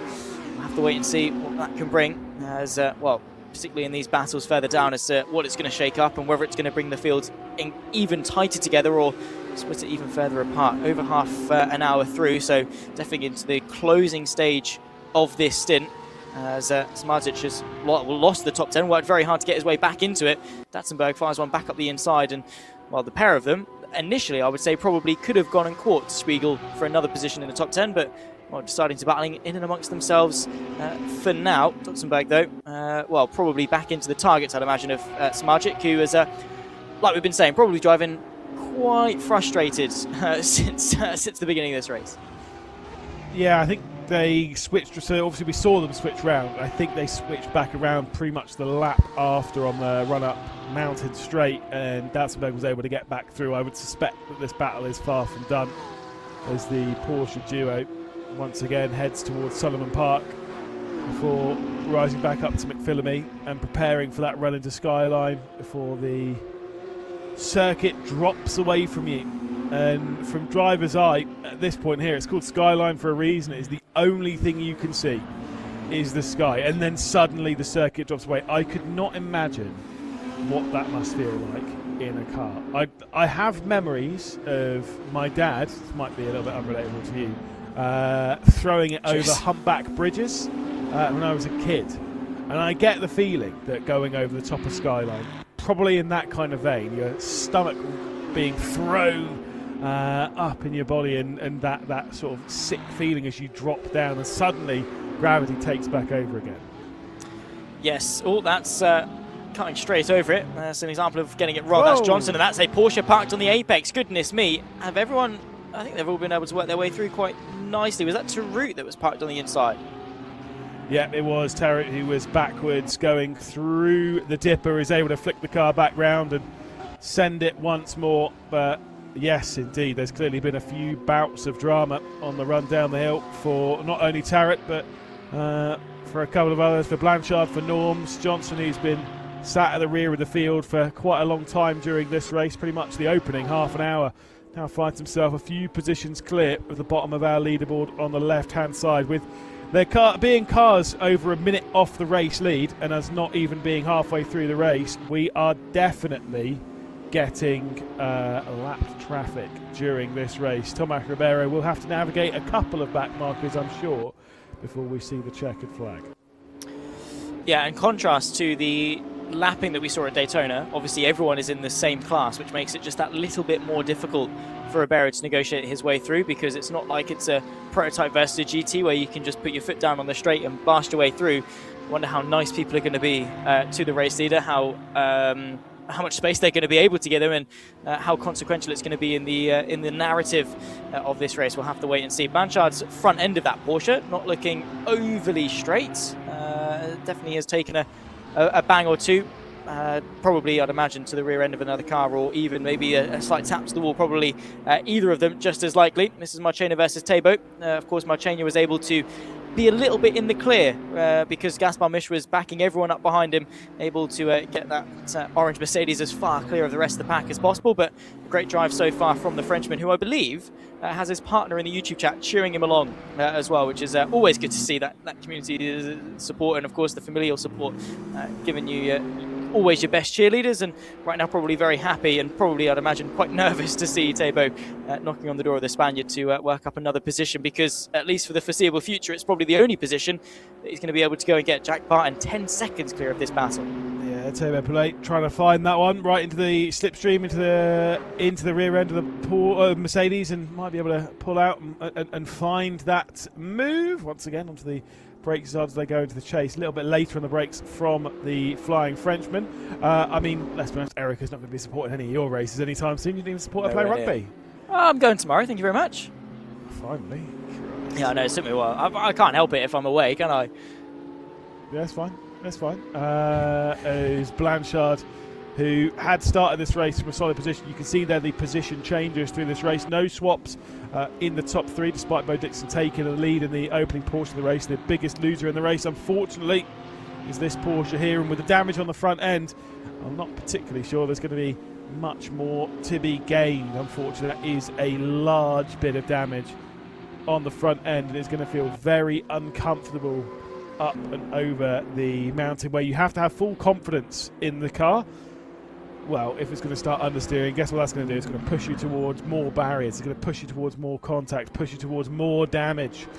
And that is, well, let's be honest, that's not a good thing. No, funnily enough, that is the aim, is to try and keep it out of the walls. But you're right, probably a circuit like Bathurst, one of the worst ones to have damage at, because everything, like you say, just gets exaggerated. Understeer here just puts you even more on edge, and you know, if you've got rear end damage, that's even worse, because you're then even more on edge in terms of feeling uncomfortable. And oversteer and twitchiness, probably one of the worst feelings you could possibly have around Bathurst. Confidence in the car, absolutely key, and anything to disturb that, probably not great. I'd say maybe front end damage, you could maybe take a slight little look of positivity from it, if you're, you know, more on the glass half full kind of side of life, and say, oh, maybe because of the understeer I'm naturally more inclined to take it easier and thus less likely to make a mistake, or I don't know, probably reaching at straws there, but always trying to look at the positive side of things and minimize subsequent mistakes. Nah, optimism's the root to disappointment, mate. If you're pessimistic about it, such a good way of putting it. If you're pessimistic and you think, well, this car's terrible and I'm going to crash into a barrier, and then you do end up crashing into the barrier, at least you can sit there and be like, well, I was right. Whereas if you're optimistic and then you hit the barrier, well, I mean, yeah, you didn't think that was going to happen, so it's lose-lose. You didn't think it was going to happen, so you're wrong, and also you've crashed into the barrier. The double whammy. Be pessimistic when it comes to your sim racing approach. Unless you've got the ego to back it up. I distinctly remember Kevin Siggy. It was a Formula E, one of the race at home races, and it was at Monaco, and he got interviewed before the race started, qualified on pole position before the race start. He got interviewed, and they were like, I think it might have even been Nicky Shields who was interviewing him, and they asked, what do you think is going to happen in the race? What are you expecting at turn one? Are you expecting any difficulty? And he went, no, I'm not expecting any difficulty. I think I'm going to lead into turn one, and I think I'm going to win the race. He then led into turn one and ran away from everyone. It is probably the most proud of someone's ego I've ever been, because I was like, I just respect the bravery of it. It's like, yeah. He didn't care. It's either, generational aura loss, or you back it up. And Kevin Siggy definitely has the speed to back it up. One of the best in sim racing by far, and then probably one of the only drivers ever to injure himself and cut his forehead on a steering wheel and still go on to win 2 championships in the same weekend. He's pretty remarkable. Is Kevin Siggy? But yeah, I mean, if you got the ego to back it up, that's all good. I'm sure you're probably pretty. I was going to say egotistical around Bathurst. I don't doubt that, because I distinctly remember the story that you've not let anyone live down, which is, of course, your cleanliness in 12 hours at Bathurst. No, you can't tell us the full story. Come on. I'll let you do it. Go on. I've told it to you enough. I did a race. It's a 12-hour race. This is the one that I was saying about with Dan Kell earlier on. We did the entire 12-hour race. We got 0 incident points over the entire race. We were one of only 2 teams from 2,750 teams, or whatever, 2,750 drivers, whatever it was. We were one of only 2 teams to have done it. And it was us, me and Dan Kell, on the same list as Enzo Benito and Max Verstappen. Don't worry about it. Who are they? Just cool cats, me and Dan. Don't worry about it. Norms will battle it out with Edward Johnson, and will just about be able to flick around the outside going through the chase and up into 24th position. Confirmation on the left-hand side of your screen, Christian Orban, the sole retirer from this race. A disconnection from him about 10 to 15 minutes ago. Big shame for the Hungarian driver, leading the sole Hungarian on the field, being Matej Mikiewicz in 8th position. Yeah, I have to say, it's going to sound really mean. I expected a bit more from Mikiewicz, to be honest. I know I'd probably imagine front engine car not the most favourable potentially around Bathurst, which I guess it would kind of given it would take. The front engine would definitely help you through the S's and such, but probably hinder you down the mountain, taking all of the weight off the rear axle. But I kind of expected him to move forward a little bit, off the back of a very strong drive in Daytona, and being the driver that he is. Maybe you'd kind of be looking at that and saying, top 5 is absolutely on. Maybe he's got a strategical mastermind plan that's in action going into the pit stops, which should probably be happening anywhere between sort of 12 and 12 and 16 minutes time from now. Of course, as we approach closer and closer to that 1 hour mark, I'd say most people are going to try and split it as evenly in half as they possibly can. And the key with Bathurst as well, there's a lot to gain, both pit lane in and pit lane out. Of course, that slight chicane beforehand and trying to manage the pit lane exit on cold tyres as well. Definitely some temps to be had there, and in battles that have pretty much been raging on as close as they have been throughout the field, those attempts are definitely going to add up if you're not committed enough going in and out of pit lane. Yeah, but, I mean, it's a pit lane that bites. 2 reasons as to why. Number one, obviously, like you say, the chicane beforehand means you actually slow down and then accelerate again and then have to slow down again, right, on the way into pit lanes. That's pretty tough. And the second part is that the pit lane speed limit is really low here. I think it's 60, if I remember correctly. Around here, it's very, very low. It is quite hard to get the car down to that speed in that time, because it's quite an unnatural speed. If you ask a lot of these drivers to slow down to 80 kilometers an hour, they can probably do it without even really thinking about the speed they're doing. Like, you know roughly what 80 kilometers an hour looks like. It's very typical for a pit lane to be that kind of speed. 60, sometimes when it's 50, I mean, that's tough. That is tough to find that.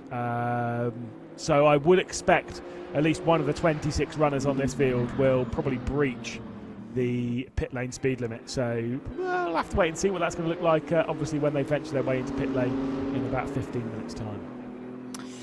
Indeed, so we'll have to wait and see. We did have a couple of those at Daytona. I think Daytona probably the staple example of pit lane speeding, and people definitely biting the wrong end of that stick, and definitely right at Bathurst. I would absolutely say it's more awkward when you have to accelerate and stop again, because you're trying to maximise the corner. At least with Daytona, if you get a solid braking reference, you're fine. But obviously, the speed you take through the chicane is going to differ. The reference not always going to work, that sort of thing.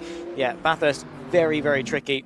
Not a circuit I've driven too much of, actually, in sim racing. I didn't do the 12 hours this year, and obviously I'm not on the grid for the 2 hours this year, 2 hours in RaceRoom, so not driven it a lot, but can definitely say from experience that I've made a couple of errors over the pretty high curb through the chicane, actually, to be fair.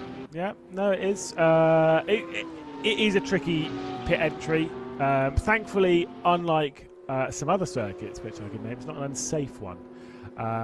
Obviously, you say about Daytona. I think Daytona is one of the most underratedly difficult pit entries, because it is so wide and so open that there is so little reference as to when to actually start braking. It's so easy to speed in pit lane. Here, you at least have so much reference, almost too much reference, as to how to get in and out of pit lane. What do you think? What's the worst pit exit on planet Earth? I have an answer. You have an answer. I already know what it is. But if you can think of objective truth here, or is this just the Lewis McGlade objective truth of a little bit of the second one, but it is objective truth. It is the worst pit. So as soon as I say it, you'll be like, oh yeah. I'm trying to think. I don't know. I'll give you a couple of minutes to think about it. Yeah, give me an opportunity. I'm just thinking, recently Sebring is not ideal in terms of where you rejoin on the circuit, but I wouldn't say it by any means difficult. Sebring's pretty bad. I don't necessarily mean difficult. I mean, from a design standpoint, pretty dumb. Obviously, you are welcome to join in on the discussion in the YouTube chat. There's a few to throw out there. I mean, pit entrances, I'll throw a couple out there, like Austria. I think it's one of the worst pit entrances. You're slowing down on the apex of a fast corner. Unbelievably stupid.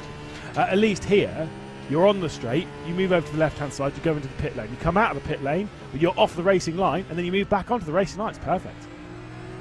Yeah, in terms of design, it's good. I'm thinking Donington Park for exits, not great. Pretty bad, yeah. Because you kind of need to open up Redgate with the pit lane of turn number 1. I'd say Donington Park not great, but easily avoidable. You just don't use the pit lane to open up turn number 1. I'm trying to think. I'm trying to think. You know what I'm like with circuits as it is anyway. I'll tell you something. You are in the right country. You are in the right country for it. It is in our homeland. It's in the United Kingdom of Great Britain. Okay, Silverstone is Northern fine. Ireland. Yeah, no, sorry. Silverstone's- It'll click in a second, as we'll see the battle a little bit further down the order. Frings and Rydell going side by side, Porsche versus BMW, and it will be the Manthey Porsche just about keeping at bay. Frings 19th position, Rydell in 20th. Have you got an answer?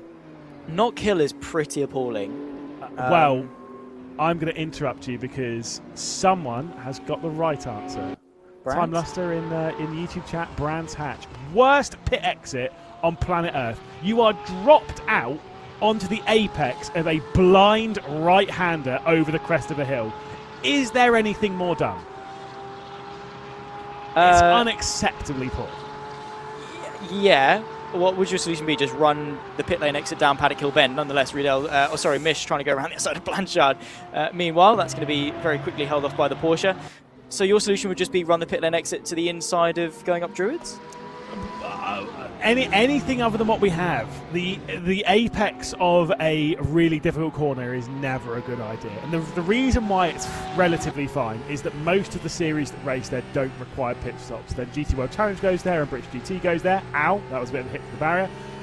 Yes, I'm sure a lot of club racing, like GT Cup and stuff, does require pit stops, but most of the racing that happens around there doesn't require a visit into pit lane, which is why, generally speaking, it's fine.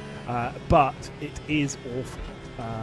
And I understand that space is a bit of a problem. Obviously, you've got the relief, the pit entry bit, the road, the service road that runs underneath.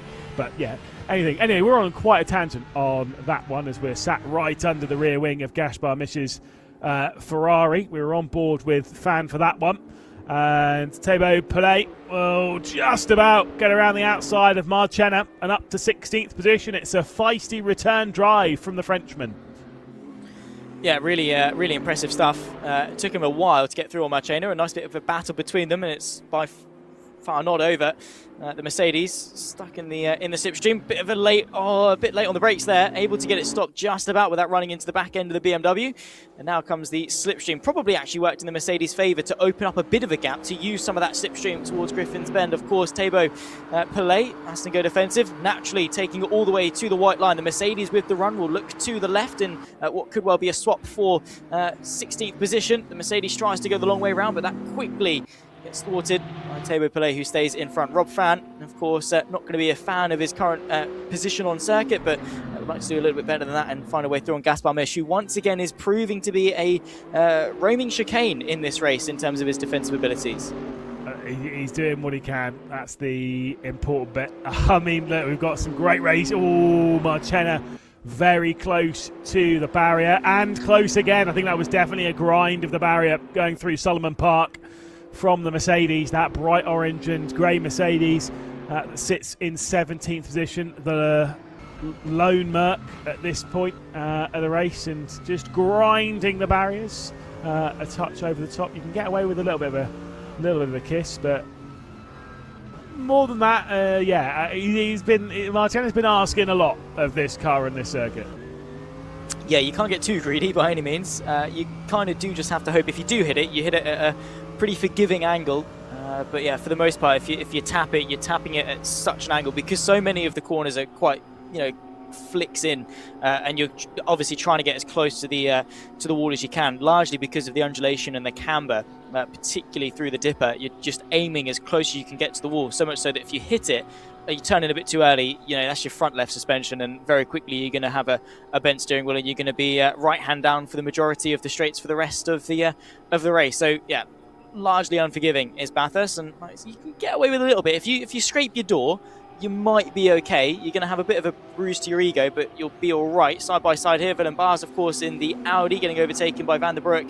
These two, of course, have been having a pretty decent battle over the last few minutes, and we're drawing closer and closer to the pit stop window, if you like. It's not a inbuilt one, but sort of what we're expecting, plus or minus 5 minutes to the hour is kind of where we're going to be looking for people to come into the pit lane. And for someone like Willem Baars, maybe if he's got the pace relative to Van der Broek, would be looking to do an undercut or an overcut to get some clear air relative to the BMW. And so far, for the most part, we've kept it fairly clean. Once we get into the pit stops and after that where things really start to ramp up, I mean, it'll be interesting to see as to how aggressive these drivers get going into the final 60 minutes. Yeah, my mindset as to whether I'm pitting early or late depends on whether I'm changing tyres. If I'm changing tyres, I actually want to pit slightly earlier so I can make the most of those tyres and try and jump a couple of people. If I'm not taking tyres, I'm staying on these all the way through the race. Not sure if anyone is in that camp.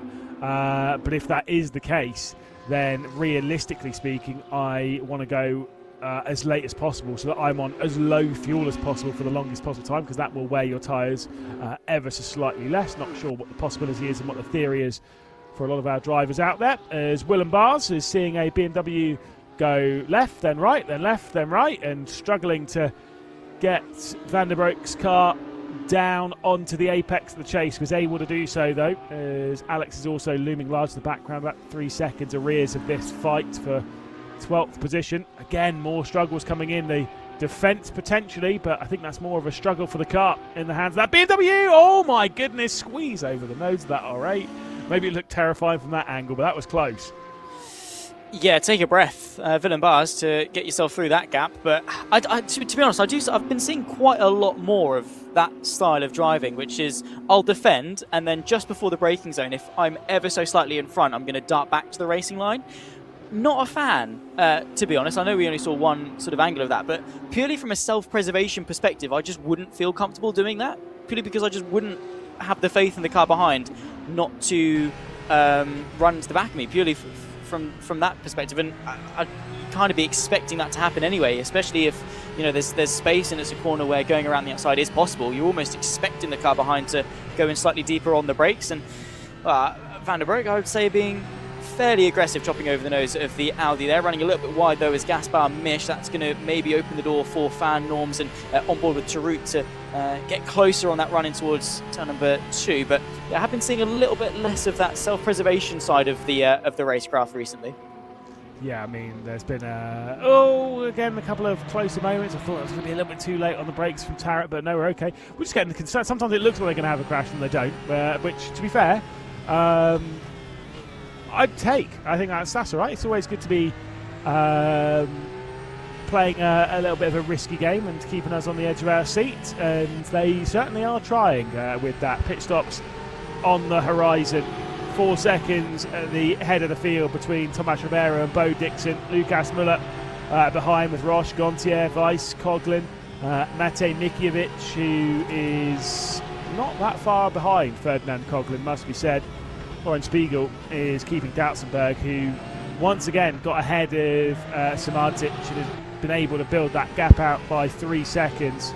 Has Doutsenberg. We've seen the fight between Van der Broek and Bars. We've seen Alex closing in on that. Barton, Tebo Pillay, who's been doing a great job to rise back up the order. 16th position, about 2 seconds clear of Marchena, who we saw that switch of position not too long ago. We've got Rorik Frings, Rydell, Blanchard, and then this fight here, Gaspar Misch with Fan, Tarrant, Norms, and to be fair, not too far off the rear of the field is Johnson as well. 64 minutes left to go of this race. Closing into the first half of completion, and well, so far not been disappointed by any means, as ducking and diving, Tarut finally decides which side of the track he wants to go down the inside, and well, doesn't quite find the gap on that occasion, and well, he's going to hamper his exit ever so slightly. That could allow Norms in the Ferrari to find the rhythm. Looking very reactive in his driving, looking in his rearview mirror and trying to deter the move from Norms as much as he possibly can, running a bit wide and kicking up some dust as they exit Hell Corner on this straight towards turn number 2. Let's see if Norms is going to go for the move or maybe give a slight little bit of a bump to get onto the back of Mission Fan just in front. Again, these guys are battling for P22, 23, 24, but let's not forget that even though they are the back end of it, they are still in top split, and some of the best drivers on the platform side by side through Griffin's Bend, and Tarut able to stay through and ahead through well, that particular battle, but we'll see if he's able to close back into the 2 in front. Again, Gaspar Misch, his defensive driving, he is very well versed in making that Ferrari as wide as possible, and that's proven so. I know Bathurst historically is quite a difficult circuit to overtake at, but Misch has really given everyone a good old run for their money, no matter who it is or what position it's for or what stage of the race it is at. He's got a very good head of awareness on his shoulders. you could say he's on a mission to keep those cars behind. He's doing a great job. Unfortunately, his eyes have been more on his mirrors than probably out of the windscreen so far today. He's been really keeping his eye on what is happening behind him, and has been doing a great job in doing that. But probably for Tarrant and for Norms, they're all getting a little bit annoyed at seeing this pesky blue and white Ferrari 296 ahead of them, and they'd very much like to see them in their mirrors. Bars has dropped down the order. I wonder if there is a pit lane entry for Willem Bars. As Fan will go for the move now with a little bit of a brush with Gaspar Misch as they head into the chase. Is it going to be two Porsches working their way through? Will Gaspar Misch be able to get back past? No is the answer. He's going to get squeezed just a little bit, and maybe a little bit more contact might see him passed by Tarrant as well. Well, I was going to say the shack has been unleashed for Fan to get away, but Gaspar Misch is coming into the pit lane anyway, and probably a big old sigh of relief from that train of cars just to be running in some of their own clear air for the time being. Willem Bars, of course, coming into the pit lane. We can see the BMW of Christian Orban, who disconnected quite a while into this, quite a while ago, quite early in this race, and a shame not to see more of the Hungarian. But yeah, now we're getting that pit stop phase come in, and Gaspar Misch taking his way out of the traffic. Like I say, probably going to be very much to the delight of these four, who can, well, for the first time in quite a while, actually start pushing and put some decent lap times down on the board. Yeah, exactly. Willem Bars will leave the pit lane and will be the, well, I was going to say, be the final run of the circuit. Gaspar Misch will be out fairly shortly behind him. Did see Bo Dixon had come through, so a couple of cars going a lap down. Tomas Ribeiro has picked off Willem Bars, but obviously we haven't seen Ribeiro or Dixon onto the lane just yet. I know it says 1:30 at the top. Obviously ignore that. We know it's an hour, 1:30 from this point. We are approaching the halfway point of this race. We're approaching the pit stop sequence, and we are approaching the potential final form of this race. Is into the barrier is Frings. Unfortunately, that distinctive green on the Manthey Porsche has been sent into the barrier, potentially with a solo spin. Yeah, I'd imagine that's the case. Probably braking a bit too hard, and the rear brake bias not working in his favour, I would probably put that down to. And thankfully able to, in the position where if you're going down the mountain, you're just coming into sight as you go down Skyline. So very probably, if you're going to spin anywhere in that particular part of the circuit, you kind of want it to be there in some weird way, purely because it's, in terms of self-preservation, the place where you're least likely to potentially get hit. Good job from everyone coming in to react and find their way cleanly round around Frings, who of course is going to be slightly frustrated with himself, but I'm sure going to be pressing on now into the second half of this race, and with the majority of the field going on for another lap, going quite far into the second hour before they come in for a stop. Through looking to the inside, there comes our race leader though, Tomas Ribeiro, pretty much bang on the money, half distance over the chicane. Does he get it stopped as well for the pit lane? And now this could well be pivotal in this race, because I think Bo Dixon has followed him in just in the background as well. So a race between the top two in the pit lane. Yep, indeed. Has Lukas Müller joined them in the pit lane? I believe so. Yes, he is. There he is, rolling down pit lane. So our top drivers have taken to the pit lane all at the same time. What's it going to look like? Roche also into the pit lane. What's it going to look like on the exit pit lane? What are the gaps going to be? Who's going to be taking what when it comes to fuel? If anyone taking tyres, what not? Tomas Gontier will remain out on the circuit and will assume the race lead with 58 minutes and 30 seconds left to go, with a car which is awaiting its pit stop. Matej Mikiewicz also through. Out of the pit lane comes Ribeiro. And yes, there is a car directly ahead, not for position. That is, I was going to say that's Willem Bars, but no, it will be Johnson, who's fresh out of the pit lane. The gap grown by a second or so from Ribeiro to Dixon, so I can assume they've basically done the same thing. Yeah, a bit surprising there from Bo Dixon, but I suppose maybe not that big of a difference between the Porsche and the Ferrari than we initially expected. Maybe Ribeiro was able to save some fuel over the course of that stint, and fair play to him if that was the case. He was comfortably clear and under very little pressure for the majority of that hour. Lukas Müller, though, quite a long time stationary in the stop. Wonder if he maybe had a bit of damage he had to repair or something in that vein. Nonetheless, Weiss comes out with him. Coughlin, of course, about 3 seconds clear of Lucas Müller. So, yeah, an uncharacteristically slow stop there from Müller. I wonder if he did maybe take tyres, but I didn't see him go up on the jacks. I'm not sure. I was going to say, the only thing that I can think of there is that maybe Bo Dixon and Tomas Ribeiro didn't take tyres and that Lucas Müller did.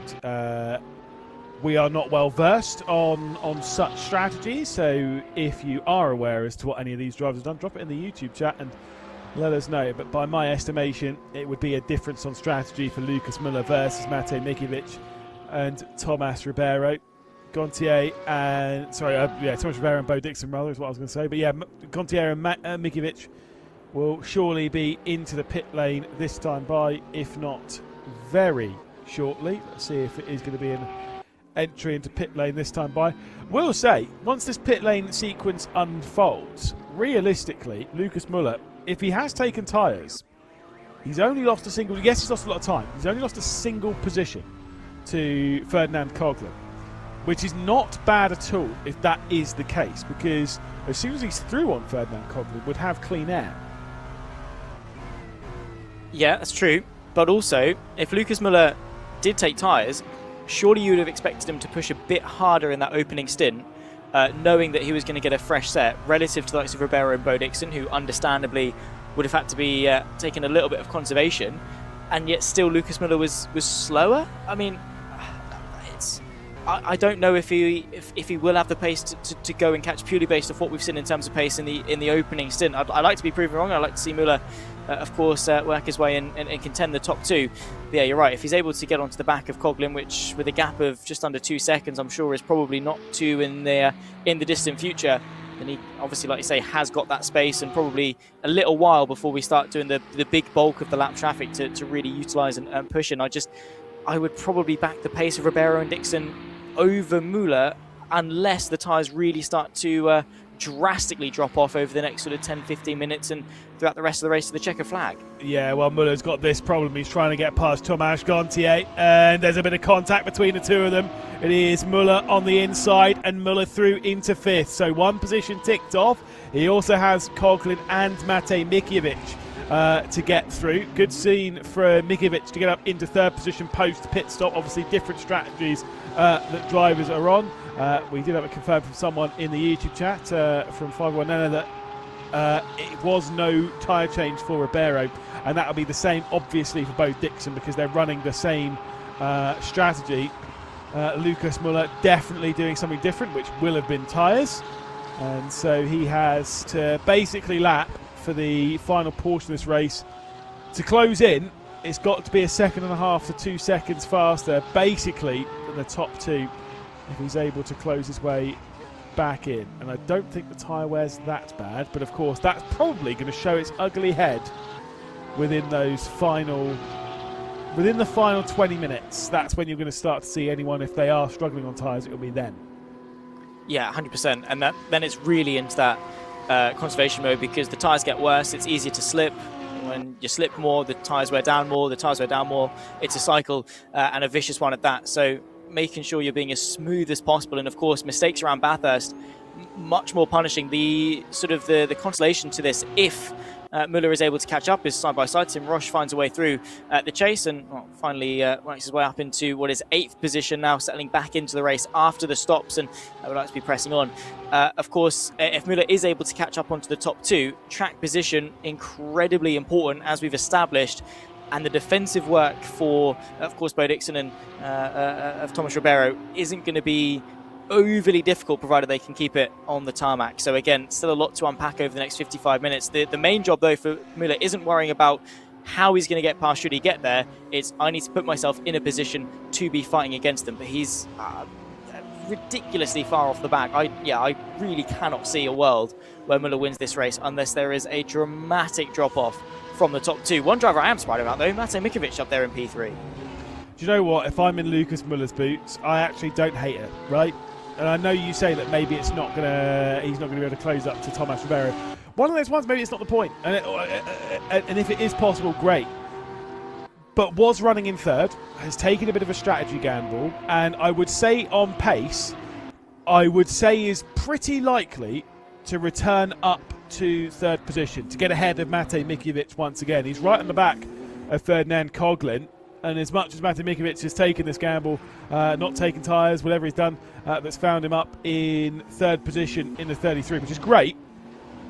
I don't hate it from Lucas Müller, because I've always said, if you are in a position and you then take a gamble in the pit stop, the gamble has not worked if you then gain a few spots.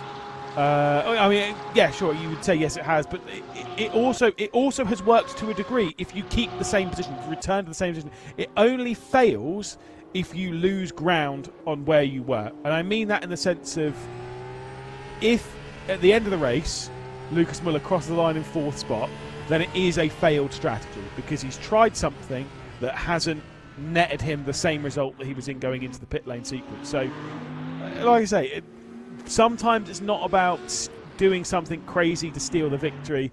It's about trying something that gives you an easy option to the end of the race. Because if he has taken tyres, as we believe he has, his car's going to be a lot easier to drive over the next hour. And that's the other thing as well, is that he's going to feel a lot more comfortable on these tyres. So in terms of, again, self-preservation, consistency and attrition, he's a lot less likely to put it into the barriers, purely because he's got the grip available to not coast his way to the end, but feel comfortable on the rubber that he's got on. And yeah, I suppose as well, maybe it wasn't a decision he made coming into this race. Maybe it was a late call to go, you know what, I'm going to give it a go in terms of tyres, and maybe that's why he didn't push harder over the opening stint. Again, only of course he'll know, unless he tells us after the race as to what he was saying. But again, it's that thing of, what I'm doing right now isn't working. I'll try something else, and if I keep the same position, like you say, I haven't lost anything. But if I do gain, then happy days. So yeah, probably maybe in hindsight the right decision from Lucas Müller, provided he can get after Mate Mikovic, who, the Hungarian, being in the position that he is in, probably ridiculously good fuel saving over the opening stint to stretch his stint as far into the 2nd hour as possible in order to shorten that stop, has been a big telling in his ascension up into the podium spots. I doubt Müller will have a very easy ride of working his way back into the position he was before the stops. Yeah, indeed. We will get that tower back on the left-hand side of the screen and let you know what the order is in a few moments' time. One thing we do know is that Tomas Ribeiro is running rampant at the top of the standings. 8 seconds clear of the field, 50 minutes left to go, and it does seem as though Ribeiro and Dixon will probably have a relatively easy cruise to see the checkered flag. For all the other drivers, certainly more things up in the air. Lucas Müller now, keep an eye on that gap. 2 and a bit seconds behind Mate Mikovic. That will be the one that we're going to keep an eye on, at least for the near future. Thomas Gontier with Weiss behind, Ferdinand Coughlin a couple of seconds down the road. Any further gains that he can make after having a very close call with Lucas Müller on the run up to Griffin's Bend. That was pretty tight between the pair of them. Could have ended in the barrier for both. Yeah, I mean, it was weirdly aggressive. I mean, again, you're on a straight line and you're turning across each other. Obviously, both drivers want to be the one dictating the line into the corner. The driver on the outside wants to squeeze the driver on the inside as far over to the inside as possible in order to minimise their advantage, and vice versa. The driver on the inside wants to be as far over to the outside as possible. So naturally, you are going to have a bit of a ding-dong, but very easy at that speed. And GT3s, they're pretty robust, but in some cases can be quite sensitive, that you bounce off each other and you both go veering off into the walls at speed like that, especially if you catch it at the wrong angle. So yeah, in a race like this, I've been surprised as to the level of aggression that we've seen from some drivers, but in the end, no harm, no foul, and can put it down to just a bit of hard racing. Yeah, right, exactly. And I think that's sometimes the best way, especially with these kind of events. We see it all the time from these RaceRoom special events. We've been running them for quite a while, both yourself, Zach, and I, and obviously a few others in the forms of Cam Roger, Darren Thacker, you and O'Leary have all been a part of these special events with Captain Coffee guiding us. Now obviously we've got our broadcast partners in Traction taking us through these races, and we've been joined by John Monroe and likes. Obviously we've seen a lot of these special events unfold. We've seen a lot of them over the last years. We've seen them grow a lot, and it's the community around them. It's not the same as special events on some other platforms that we see, where it's the super elite of esports almost like it's like their life depends on it sometimes. A lot of the time here, if they're out for a good race. They're trying to, trying to win. They're all, and these are all very, very competent drivers at this level. In the top few splits, of course, there's still some of the best out here on this platform. But it's one of those ones where they're out there looking for an enjoyable race. And if that means they're going to get their elbows out and have a bit of fun with someone, then that's the case. Why not? Yeah, I mean, 100%. And the thing that I think RaceRoom can definitely hold its head up high with is the community, right? It's kind of an underdog in the world of sim racing, and the community that it's got, I think, is really, really loyal. In the sense that everyone gets on, everyone's willing to share things and do it for the love of the game. As Lucas Miller comes his way through a bit of traffic, everyone's here to just have a good time, and I think that's one of the best things about RaceRoom. The Discord that a lot of people are active in. Of course you've got the big names, the Matej Mikovic's, the Riberas, the Mackenberg brothers. They're maybe the people that people look up to in this community, but they're still very down to earth, very much engaged with the wider runnings of RaceRoom. And as much as that is true as well, let's not discredit the opportunities that RaceRoom has given at the top level of esports. Look for, I mentioned earlier, the Rocket Race Formula 4 Esports Competition UK, and giving Deegan Fairclough that opportunity to go and do the amazing things that he's been doing in the world of motorsport. Obviously, Lucas Miller, a golden example of that through the DTM Esports, taking the GT4 around the Red Bull Ring last year. I mean, both casual and competitive, I think RaceRoom really does do it incredibly well in terms of the opportunities there are for anyone to jump in and give it a go. And again, it's a difficult sim, I think, to master, but to jump in and give a go, I mean, it's relatively forgiving. So I think RaceRoom is a really good sim. And again, it costs you nothing to give a go, which always is going to be a bonus. You can just jump in on RaceRoom and try some of the free content, which is always great, as well. These battles have definitely kept us on our toes for the last hour and 15 minutes. Samardzic through on Doutsenberg up into the top 10, and those two have chopped and changed a couple of times. Doutsenberg got back straight away immediately last time Samardzic got through, so I wonder if that's going to be the case out of Hell Corner. Up mountain straight once again. To your point, by the way, on cars and stuff, one of the things that I think RaceRoom does the best, we've said this before with the RaceRoom Super Touring Championship, is some of the classic cars. Everyone loved the DTM 95 pack. The RaceRoom Super Tours are right up my alley, and where I like to find myself in sim racing. There's plenty of other historic cars, Group 5s and whatnot. We love ourselves a little bit of that. Here comes a look to the inside once again from Doutsenberg, but will not pass Samardzic now. Will remain behind. 44 minutes left to go. Back up to Lucas Muller, who has found his way onto the rear end of Matej Mikovic's BMW M4, and Lucas Muller will be hungry to find his Falcon car ahead of Matej Mikovic in the near future. Yeah, he's going to be looking for the opportunities, looking as to where he's quicker, and also, meanwhile, the net gap to the leaders has remained largely unchanged, if not in favour of Lucas Muller. So I would say it's probably a matter of when he's through as opposed to if, unless something drastically goes wrong. The pace at which Lucas has been able to gain on Mikovic has been pretty staggering, and now in the slipstream we'll be looking to use this momentum and not get stalled behind the Hungarian. Of course, look at the difference in speed with the slipstream. Absolutely launching through is the Falcon Sim Racing Porsche, and up now into third position. Now keep an eager eye on the gap, 36.9 to Thomas Ribeiro, and of course it'll be 28 to Bo Dixon.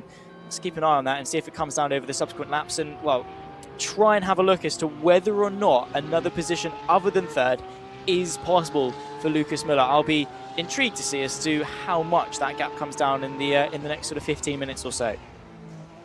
Are you going to tell him, though, after the race, if he does end up magically working his way through up into the race lead, that you doubted his strategy? I didn't. I didn't say I doubted him. I just said it's going to be difficult. I am the number one Lucas Miller fan. Okay. Are you? Yeah, absolutely. Goodness me, has he not got any family watching? If he does, they can't compete with me. Let's put it that way. Off the back of Formula Accelerate back in the couple of years ago, he's been a pretty nice guy. Always there for the information in RaceRoom is Lucas Miller, and I did tell him, he better win and not let me down. But he said he's just going to give it a go, and still fighting at the sharp end, still got the pace. So he's a good guy. Yeah, I mean, speaking of, you were listing off some of the drivers in the community and stuff. I actually haven't seen him in the YouTube chat today. Colin Blankenberg, if you are watching, hello.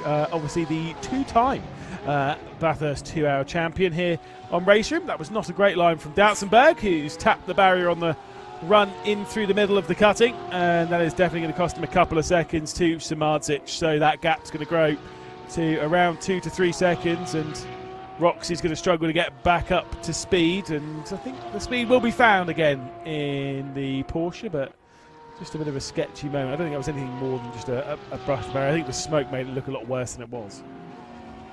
Yeah, exactly that. I mean, it was just looked to be an innocent spin, maybe a tap to the inside, if nothing else. Side by side here between Weiss and Roche. Of course, the Porsche of Roche and the Audi of Weiss very quickly relinquishing that position to tuck back into the slipstream. It's a long drag race to be alongside each other that early on the straight, so you want to tuck back in, you want to utilise that slipstream, and will we see a counter-attack from the Audi. They've got a bit of space in front and behind, so in their own little pocket of racetrack as it stands, but seems to swing in favour of Roche there just to work their way through and up into 7th position. Now the question remains, can they close the 4 seconds to Thomas Gontier in 6th? Now that is going to be a tough ask, but definitely doable. I say 6 seconds, it's actually close to 4 to Gontier. So firmly on, especially as to how quickly the gap has opened up in just a couple of corners between Roche and Weiss. I think maybe, was Roche similar in Lucas that he took tyres? I think maybe so.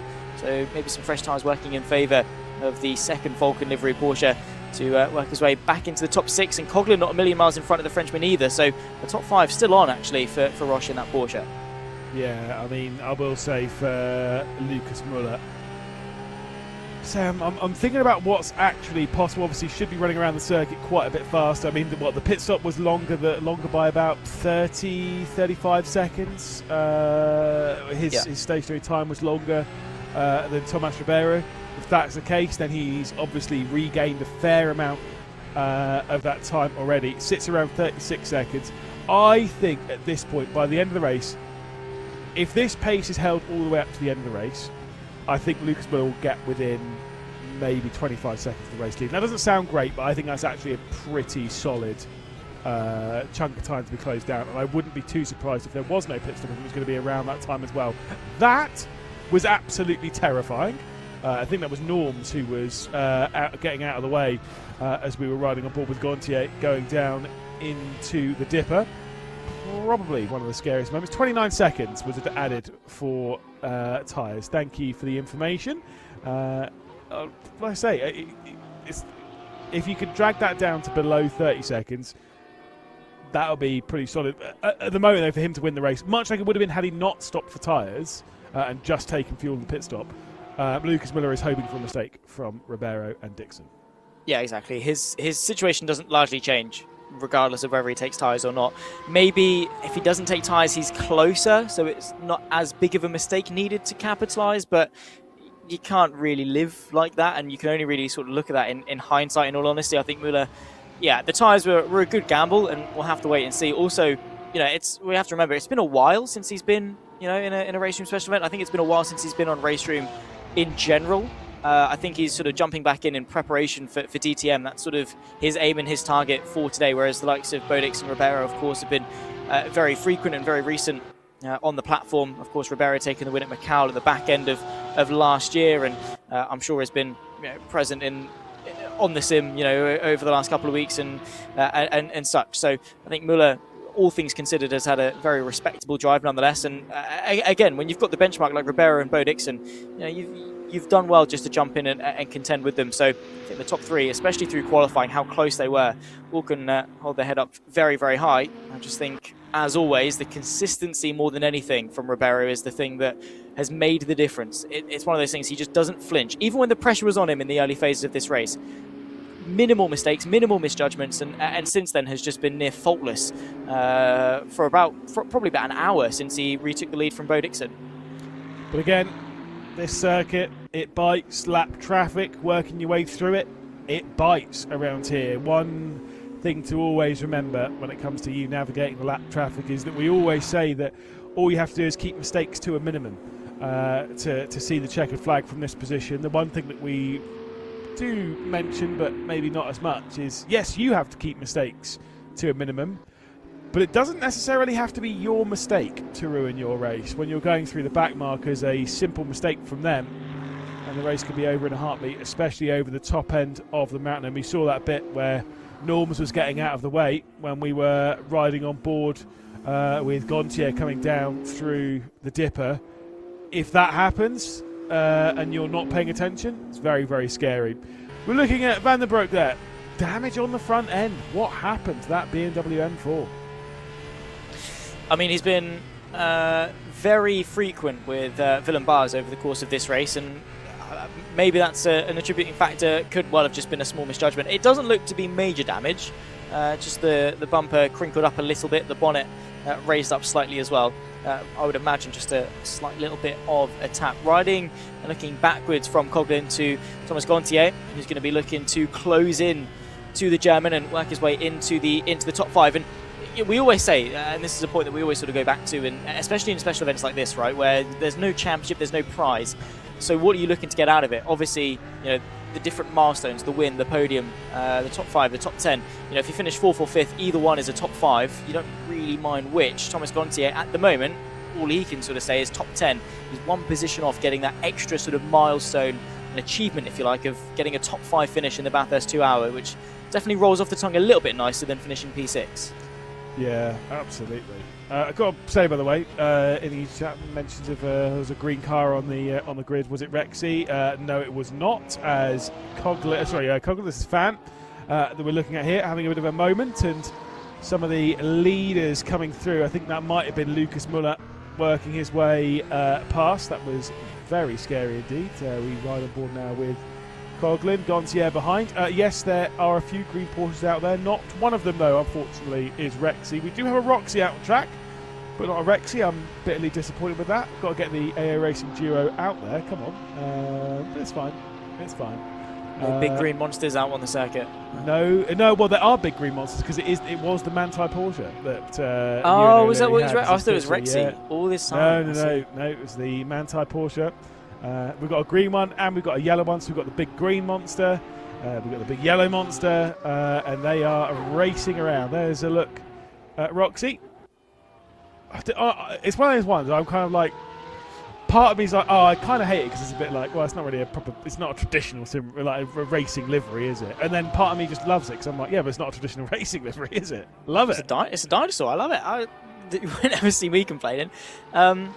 I like it, and I like the how it's been very anthropomorphized and made real, right? Everyone sees that as a living car. I mean, generally racing fans and car fans do see them as living things, but it's been turned real, and the support, I think, and the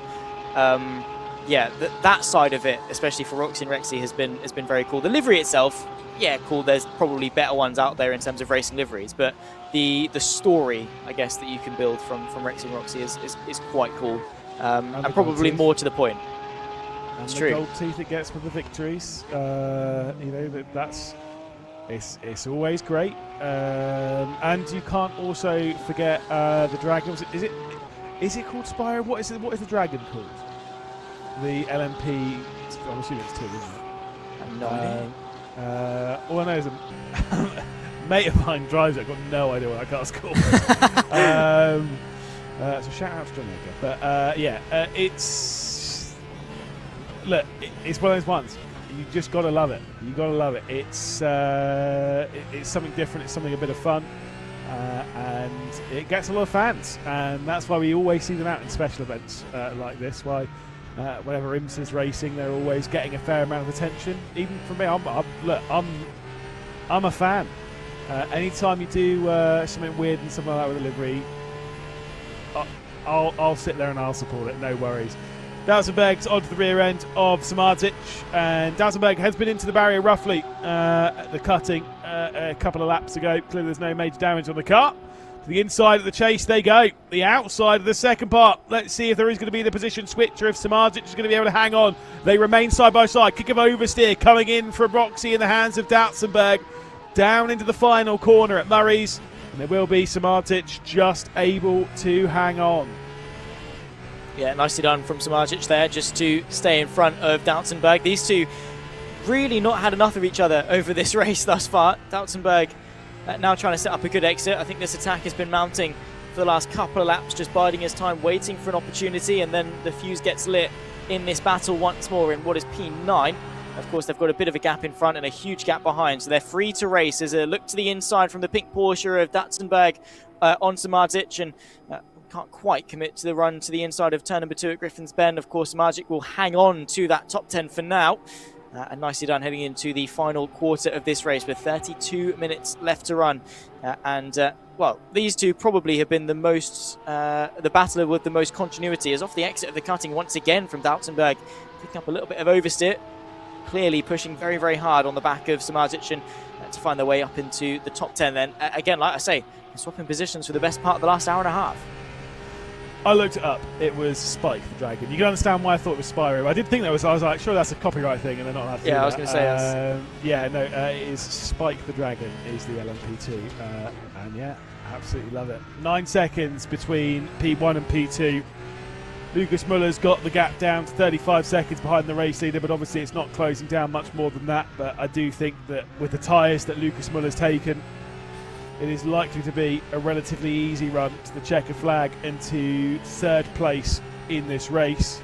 For Bo Dixon and Tomas Ribeiro, will their tyres fall off a cliff, or will they be able to keep them going for the final 31 minutes of this race? I mean, it's one of those ones, if you look at a driver like Tomas Ribeiro, you'd sit there and you'd think, there is no way that those tyres aren't reaching the end of the race. He knows what he's doing when it comes to strategy. They race these cars an awful lot. He is, I would say, at the moment, probably one of the best drivers, if not the best driver, at least on the ranked side of this platform. I don't see that being a mistake on strategy. Gontier and Roche, though, they're going to do battle. Yeah, around the outside for Roche. This has been boiling for quite some time. Gontier, of course, closing that gap, and the Frenchman wanting to find his way up into P5. It's going to be elbows out racing between the two of them. Roche just able to hang on that particular occasion. Runs in a bit deep through the cutting, and that is going to invite a slight little look there from Gontier, but no way through for the Frenchman. Again, that gap has been chipping down. Also, look out for Coughlin, the German. Again, another Porsche, so a bit of a triplet. Of course, the two Falcon liveried. And then Coughlin about 1.4 seconds off the back of Gontier. So very quickly, this could be a 1v1 turned into a 3-way battle as they rise their way through and dip down through Skyline. Gontier, again, through this section, all you're doing is basically keeping it as clean as possible, keeping it as close as possible. Slight tap to the barrier there to the left, and the momentum not working in his favour one bit. You get sent a little bit wide, then you have to slam on the anchors, and Roche is going to be breathing a sigh of relief to not feel any pressure down into the chase on this occasion. Gontier, all of that hard work now done slightly, undone slightly, and he's going to have to be spending the next couple laps working his way back into the fight of Roche, and also try and keep out of the clutches of Coughlin, who's closed right in on the rear end. Just turned in a touch too early into the dipper, easily done. I've seen that time and time again. You kind of want to turn in quite early, because when the track drops away, obviously you lose all grip on the front end. So it's one of those ones where if you turn in at what you would typically do if that part of the circuit was a completely flat bit, you're actually going to understeer into the barrier. So you almost have to preempt that by flicking it in. But then if it does grip up, if you do turn in that little bit too early, yeah, the wall's going to be there and you are going to tap it. Now, Gontier, having dealt with that, like you say, you have Coughlin to deal with. All the kids will go wild here. It's the fight 6 or 7, you know? Beautiful. 6, 7? Yeah, Brill. You brought that up as well. Isn't it? Yeah. I've got to be appealing and appeasing and whatnot. It's more your generation though. I don't know. It's no rubbish. Unk status from Lewis McGlade here. I know I brought up 6 and 7 quite a lot over Macau and got absolutely rinsed by the community. They were calling me Unk. I said I was 19, and they go, yeah, still. And I'm like, that is dreadful. Yeah, but getting on it. Isn't like, well, I mean, in sim racing terms, kind of, yeah. Yeah. There are a lot of younger drivers in the world of sim racing. And whatever, 6, 7 or something. I don't care. Whatever. I had a race the other week in karting. P6 and P7 had gained 6 and 7 positions respectively by the end of the race, which did numbers for the Gen Alphas in the paddock. Yeah. awful scenes. Let me tell you something. I am not dropping that bad boy on any Formula E broadcast, and I'll keep that one well away from the radio coverage and your comms booth on that one as well. Not a chance we ever talk about anything like that. I don't know. No. We like a bit of banter. We're not averse That's too far, though. Yeah, that's too much. Way too much. What was it? We were talking about shopping trolleys last year because you threw me under the bus as to explain what caster was, and oh yes, definitely right. was not. I thought about it. I think that is probably my most devious thing that I've ever done on the broadcast. Basically, what happened? I asked Zach to describe camber and toe. And he explained camber and toe brilliantly, as you would do. And then I paused and went, so explain caster to me, knowing that it is really difficult to explain compared to the toe and cam is really easy. Caster's a tricky mistress to understand. Yeah. I know what caster is. I know an example of it in the form of shopping trolleys, but beyond that, do not ask me because I do not have a Scooby. Yeah, these guys, of course, on the circuit probably a little bit more well versed in the implications of each of those setup choices. As Gontier, after that mistake a lap or so ago, has dropped off the back of Roche ever so slightly and fallen backwards into the clutches of Coughlin, who has been looking rather racy in that red and white Porsche, chasing after the Falcon liveried French driver. Gontier, again, probably at this point, with 25 minutes left to go, how much are you looking forwards to try and get after Roche, and more so looking in your mirrors to try and keep what you've got in that form of 6th place? Guess who was battling on the previous lap? Yes, it's Bars and Vanderbroek. Those two have found themselves again. Damage on the front end of the BMW of Vanderbroek. He has lost the position to Willem Bars. He now sits in 12th position. Saw those two flicking around. I do suspect the damage on the front end of that BMW might be a little bit too much for him to remain in that fight with the Dutchman. Those two have battled it out pretty much over the entirety of the opening hour of this race, and now that damage on the front end of the BMW M4 might see the gap grow and grow and grow. Willem Bars got through with the Mark VDS Audi R8 up into that 12th position, and the V10 will be pushing with all its glory to build the gap to that BMW. Indeed, so one of the no, I will say the best sounding engine in GT3, the V10. Which confidently. One? Which one, the R8 or the Lambo? The Lambo. Yeah, it is the Lambo.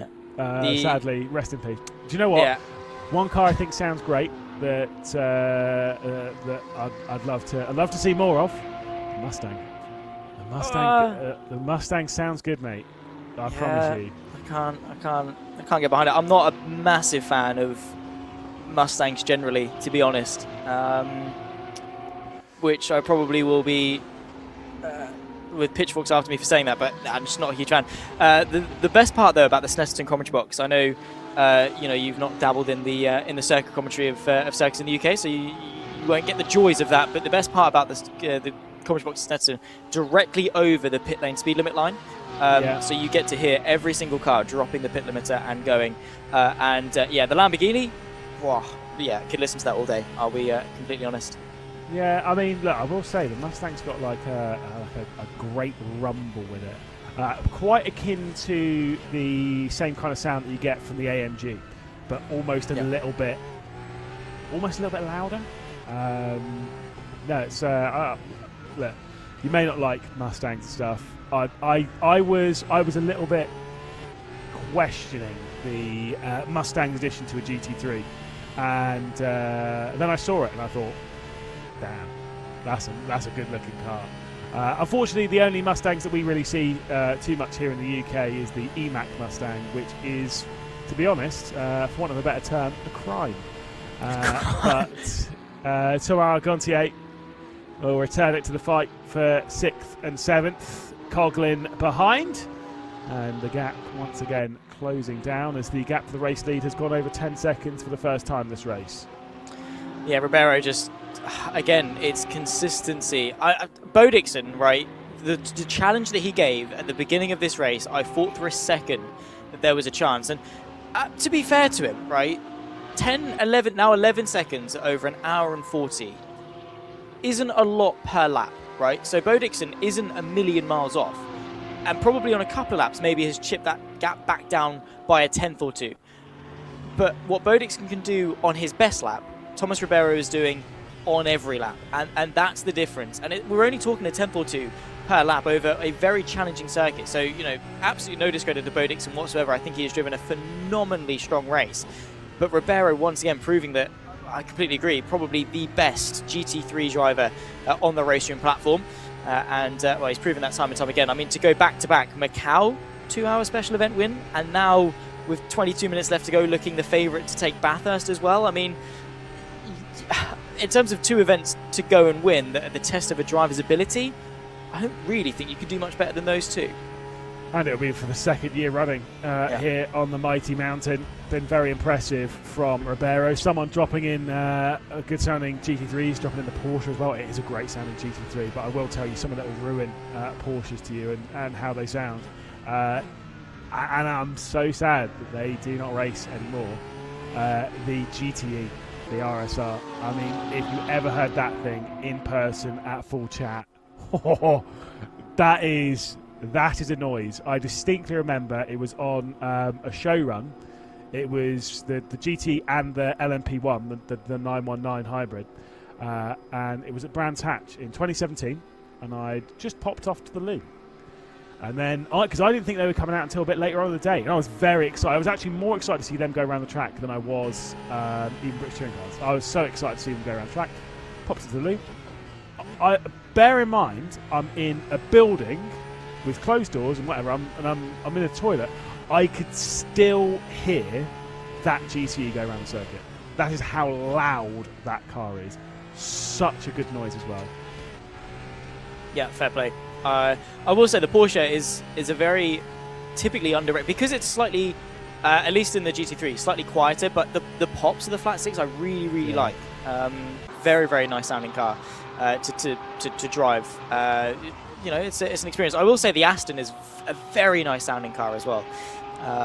Definitely has its moments.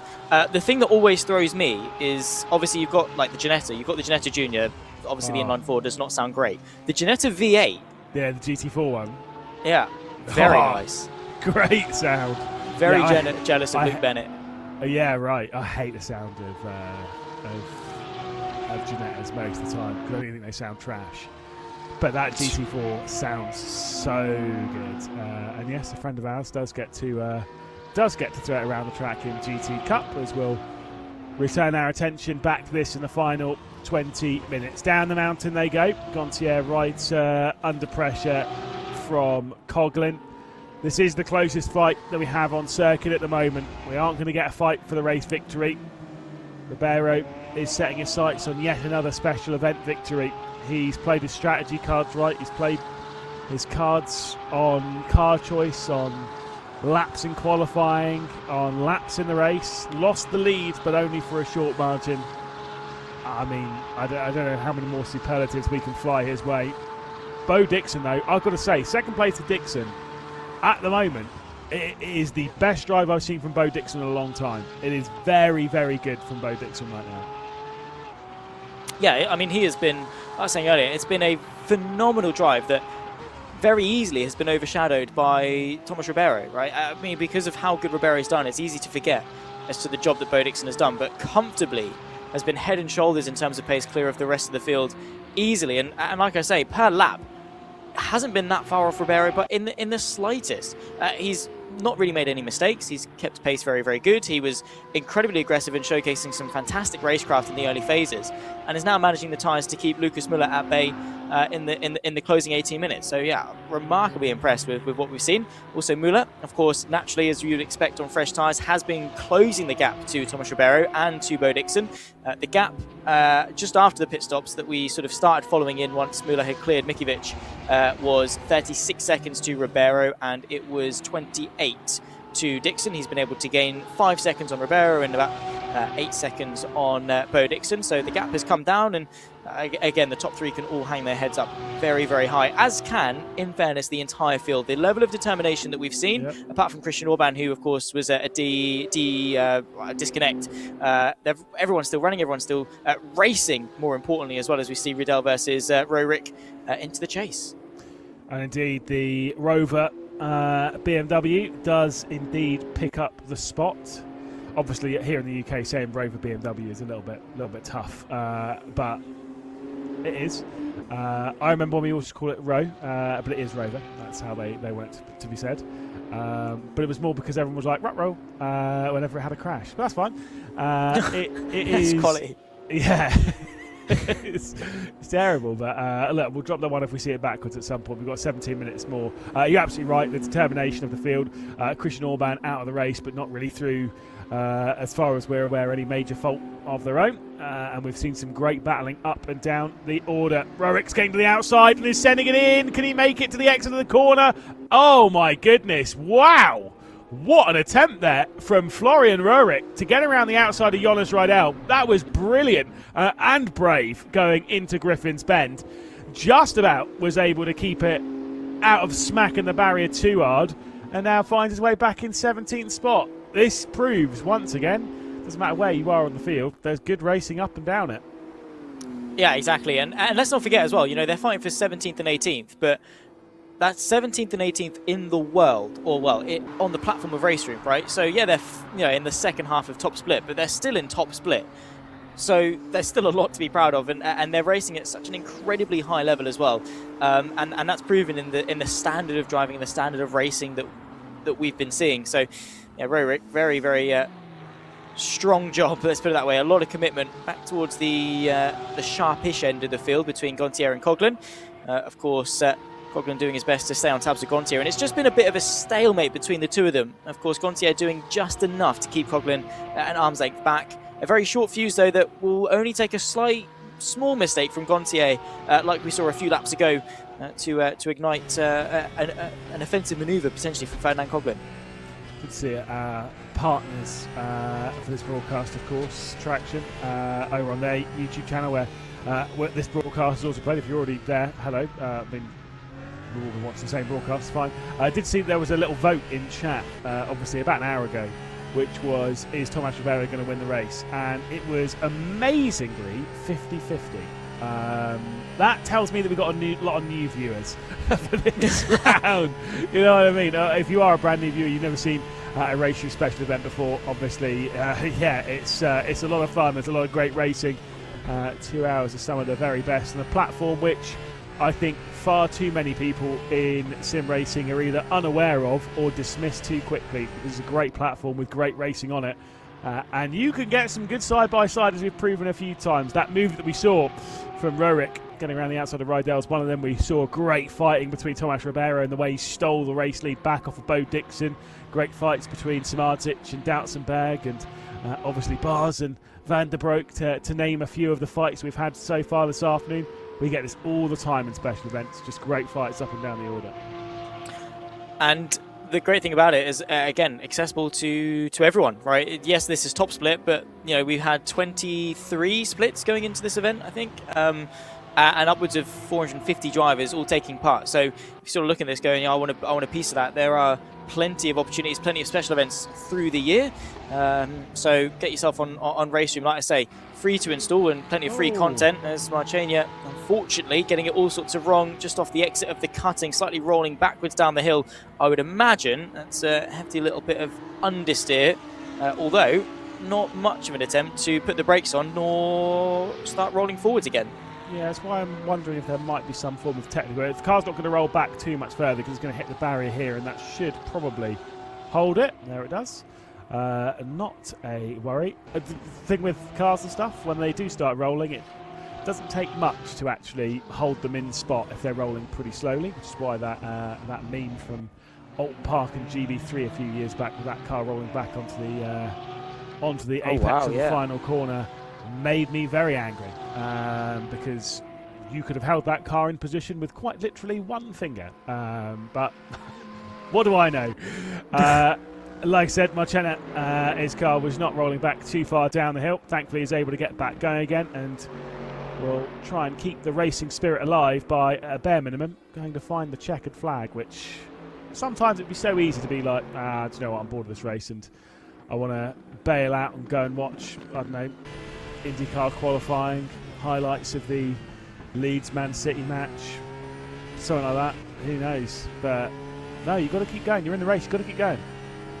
Yeah, you've only got 12.5 minutes left to go as well. Like, you haven't put all this practice in the last hour and 48 minutes of your life, you know, just to quit this close. So, yeah, good to see. And again, that determination, that perseverance from the majority of the field has been, I say the majority, unanimously throughout the field, has been really good. Marchena and Fan, obviously the two that are over a lap down. You've got 14, 15 drivers still on the lead lap as well, and still pressing on. We've had a number of spins, not as many as I was anticipating though in terms of incidents and crashes, so it's been quite a clean race. Whether that can be said for the remaining 22 splits remains to be seen, of course, but at least for these guys it's been kept relatively clean in terms of drastic errors. A couple of people losing it through the mountain and that sort of thing, but all in all everyone pressing on and getting to the end, which again is half the battle. The first challenge is of course make it to the checker flag. Where you finish beyond that, of course, is just a bonus. I said that Lucas Muller would be probably in a pretty solid position in the race, at least to his own mentality as to whether his strategies work by taking tyres in the pit stop. If he's able to get himself within 30 seconds of Tomas Ribeiro. Now, the reason I say that is that I do think that had Muller not taken tyres, so had he gone for the same strategy that Ribeiro and Dixon had gone for, I actually am not 100% convinced that he would have finished within 25 seconds. Anyway, the fact that I think he was running about half the speed relative to Bo Dixon, right? So where Bo Dixon was losing a second to Ribeiro, I think Muller was losing an extra second, right? So it was 2 seconds off, it's a second off of Bo Dixon. That gap was effectively doubled.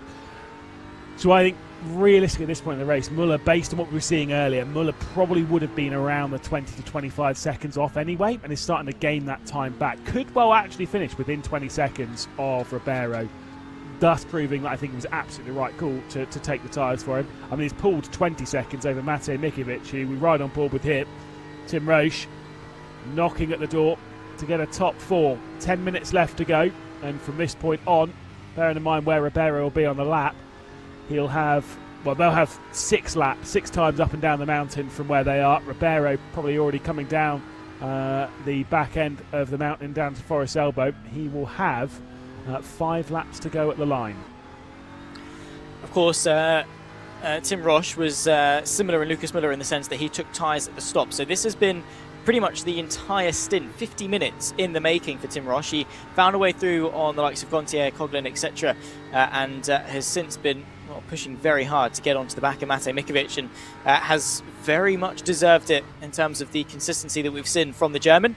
Down the hill, you can get a good old sense of speed, a bit of a twitch actually from Roche as they negotiate their way down. Inconsequential in the end. Now into the final 10 minutes. This is where you'd expect that aggressive racing to come in and play a factor. Very late on the brakes from the Falcon Porsche. Puts his foot down and will try and use the slipstream, which we know is incredibly strong, especially Porsche to BMW. Works very nicely in favour of Tim Roche. We might well see a move by the time they reach the chase with just over 9 minutes left of this race. Indeed. I think Bo Dixon's starting to struggle a little bit because that gap between Dixon and Ribeiro's grown by a couple of seconds on this lap. Here comes a look to the inside. Tim Roche using the superior grip of the 4 fresh tyres to get down the inside of Matej Mikovic, but cannot get the Porsche past. And it does seem as though Mikovic will hang on to what feels like a ticking clock. Will Roche be able to use the speed to get through? Well, that time will tell. We'll have 5 laps left to go for all these drivers, and the more that this pressure is put on, the more likely it is that Roche will do it. But then there was a bit of a slide through the final corner at Murray's that maybe has cost Roche an attempt hit into Griffin's Bend. That's what he really needs to set up. He needs to be a little bit patient through the final corner, even a little bit patient through the first, and rather than trying to make a move into either of those two, needs to just make sure he's as close to the rear end of Matej Mikovic's BMW to try and make the move into Griffin's Bend. That's where the overtake would be at its best. That way you don't have to think about the car behind, because I guarantee you'll pull more than a second over the top. Yeah, exactly. It's also that thing of if you throw a half-hearted move into a corner where you can't really get a move done, all you're going to be doing is losing yourself time. I understand applying pressure and maybe selling some fake dummies and looking to the inside to apply some of that psychological pressure, but ultimately, you know, the overtake is planned a few corners beforehand. And yeah, you're right, you want to get it done so that you've got the track position up the mountain, because then you're in control of the momentum. I'm sure Tim Rush will absolutely know that, but time of the essence. He's only got a few attempts at it, as a huge snap of oversteer sideways down the hill at the bottom end of the mountain as they descend onto the Conrod Straight. Still able to keep it fairly tidy despite a huge amount of commitment going into the braking zone. Forest Elbow now in the slipstream once more. Matej Mikovic will be looking in his mirrors, that gap closing remarkably. Looking to the inside goes the BMW, so it's around the outside of the chase for Roche, who's going to soar his way through. Definitely got the grip and the agility down the inside of the chicane, and well, as long as he can get that one stopped, it's his fourth position to go and take heading into the final couple of laps. Yeah, great through the fastest corner in Australian motorsport, but Matej Mikovic will be remaining close, a little bit wide from the apex there at Murray's for Roche. And if this BMW could keep in the slipstream and keep relatively close, there could be a potential attempt up Mountain Straight, but that was a poor run through Hell Corner. It's called Hell Corner for a reason. It is a it's 90 degrees left-handed. Doesn't seem particularly difficult, but it is hell. It is literal hell. It is such a hard corner, and you carry the speed all the way up to Griffin's Bend, and if you don't get it right, you end up where Matej Mikovic is, and the chances of going past Roche again have gone. And now the German will be able to run away comfortably, as we'll jump back up to our race leader. 3 laps to go at the line, a little bit of traffic to navigate, in a very comfortable position in this afternoon's race to seal out a second Bathurst crown. Yeah, I mean, I don't really think any description of this race from Tomas Ribeiro would really do it justice, and just how clinical that he's been from start to finish. I mean, we haven't really seen much of him, and for the best of reasons. He gave us, alongside, of course, Bo Dixon, a fantastic opener to this race, and well, once they settled, it was just these two giving everyone else a demonstration as to how to drive around the Mount Panorama circuit. Of course, Lucas Müller, that late charge on fresh tyres, has definitely demonstrated his pace in this race. He's up there in P3 and definitely chosen the more favourable, I would imagine, of the two strategies of whether or not to take tyres or not. And again, the top 3, like I say, just giving everyone else that demonstration of consistency and what it takes to be a podium finisher in the RaceRoom Bathurst 2 hours. Ribeiro, though, the class of the bunch. As even further down, the battling continues. We've got the likes of Johnson, Norms and Blanchard, all of whom 2 laps down, but all of whom are still fighting away for P22. Like we say, competition throughout the entire field. Doesn't matter if you're first or P22, there's a race to be had. Absolutely, and Johnson making a bit of a meal of Forest Elbow, but clearly the R8's running pretty strong in a straight line, and Norms is closing in bit by bit. Will he be able to get through right onto the rear end of the V10 Audi R8 as they head through the chase there, the fastest corner of Australian motorsport, and just manages to wrestle it to the apex. We ride on board with Mathieu Blanchard in the big yellow monster. Unfortunately, a driver that was expecting to be battling in the top 10 this afternoon, and down in 24th position. Not been an ideal evening of racing, but a couple of laps away from the checkered flag. Could have a couple of positions yet to gain from this race. Yeah, there's more to be had, and again, it's experience. There's probably a lot of lessons to be had from Bathurst, especially for the rest of the year. If Blanchard is competing in any of the championships that will be taking part on RaceRoom in 2026, good experience to be had side by side just in front, as Johnson slows down tremendously to allow Norms and Blanchard through. Now, I know slowdowns are a thing in RaceRoom. I'm just curious as to where he potentially would have picked one up. I think that was an intentional thing, just to let the two of them through, weirdly enough. Not entirely sure as to that one, but nonetheless, Norms and Blanchard go through, and they're free to fight for P22. Maybe just wanted to cruise this one out to the checkered flag and enjoy the race. Enjoy the running around, sun setting behind you. Just cruise round and enjoy more laps on this magnificent circuit. We are approaching the end of what has been a great special event. Rydell and Tarrant are very close to each other again, and Rydell been passed by Rorick recently, and the Rover BMW is under an awful lot of pressure from the Porsche of Tarrant, who has, of course, given us quite a lot of action throughout the field. Of course, had the spin about, I want to say 40 minutes in. I genuinely have no idea at what point it was. I remember he spun, but yeah, it could have happened in the first half, could happen in the second half. Genuinely couldn't tell you, but nonetheless, he was at the back end of the field, P26 of those that were still running, and has quietly tipped his way through. Was 19th, now it's 18th, down the inside of turn number 2. Stefan Tarut, and tips Riedel through in a nice tidy move. Again, one that wasn't too hardly fought for Riedel. Again, P18, P19, not a large amount of difference in terms of the finishing order between those two. So not the most valiant of defences from Riedel, as Tarut takes off another position. And like I say, it's just been a quiet comeback drive. We've seen a couple of them, the likes of Thibaut Pellet, again, slowly driving his way up the field, outside of the top 20 at some points, now up into the top 14, and pretty much looks where he would probably remain to stay. However, Jack Barton is within about a second and a half of Thibaut Pellet, so maybe another battle to be had a little bit further up the field, heading into the penultimate lap of this race, with Thomas Ribeiro now 14 seconds clear, nearly a Bo Dixon. You're absolutely right. Penultimate lap these drivers are on. Thomas Ribeiro is about to get ready for one final run around the mountain. He begins the last lap of the race, has lapped quite a few drivers on this field, more than I was expecting, to be perfectly honest. It's been a dominant performance from the Portuguese driver, and he's leading by 13 seconds. No tyre changes on the pit stop, just fuel being taken onto this Ferrari 296. 65 seconds left to go on the clock. This is the last lap. It is indeed, and a bit of a parade lap more than anything for Thomas Ribeiro. And again, like I said, it cannot be understated as to just how good of a drive this has been. Of course, it'll be back-to-back Bathurst 2 hours in RaceRoom, off the back of a victory in Macau last time we saw him, just at the tail end of 2025. Probably two of the hardest races to go and win on this platform, and he has been the favourite both on all three occasions to go and do it. Nearly 13 seconds clear of the field, has nailed the strategy, has nursed the tyres throughout the last 2 hours of racing, and, well, despite being challenged at the beginning, has been able to keep his head nice and clear. And again, you think for a moment he's losing control, but completely intentional, completely in control. It's the level of precision that's needed to be as quick as Ribeiro is. Magnificent through McPhillamy. A bit of opposite lock 2 hours into the race. Tyres struggling, screaming as they scramble for grip through Forest Elbow. The timer has hit 0.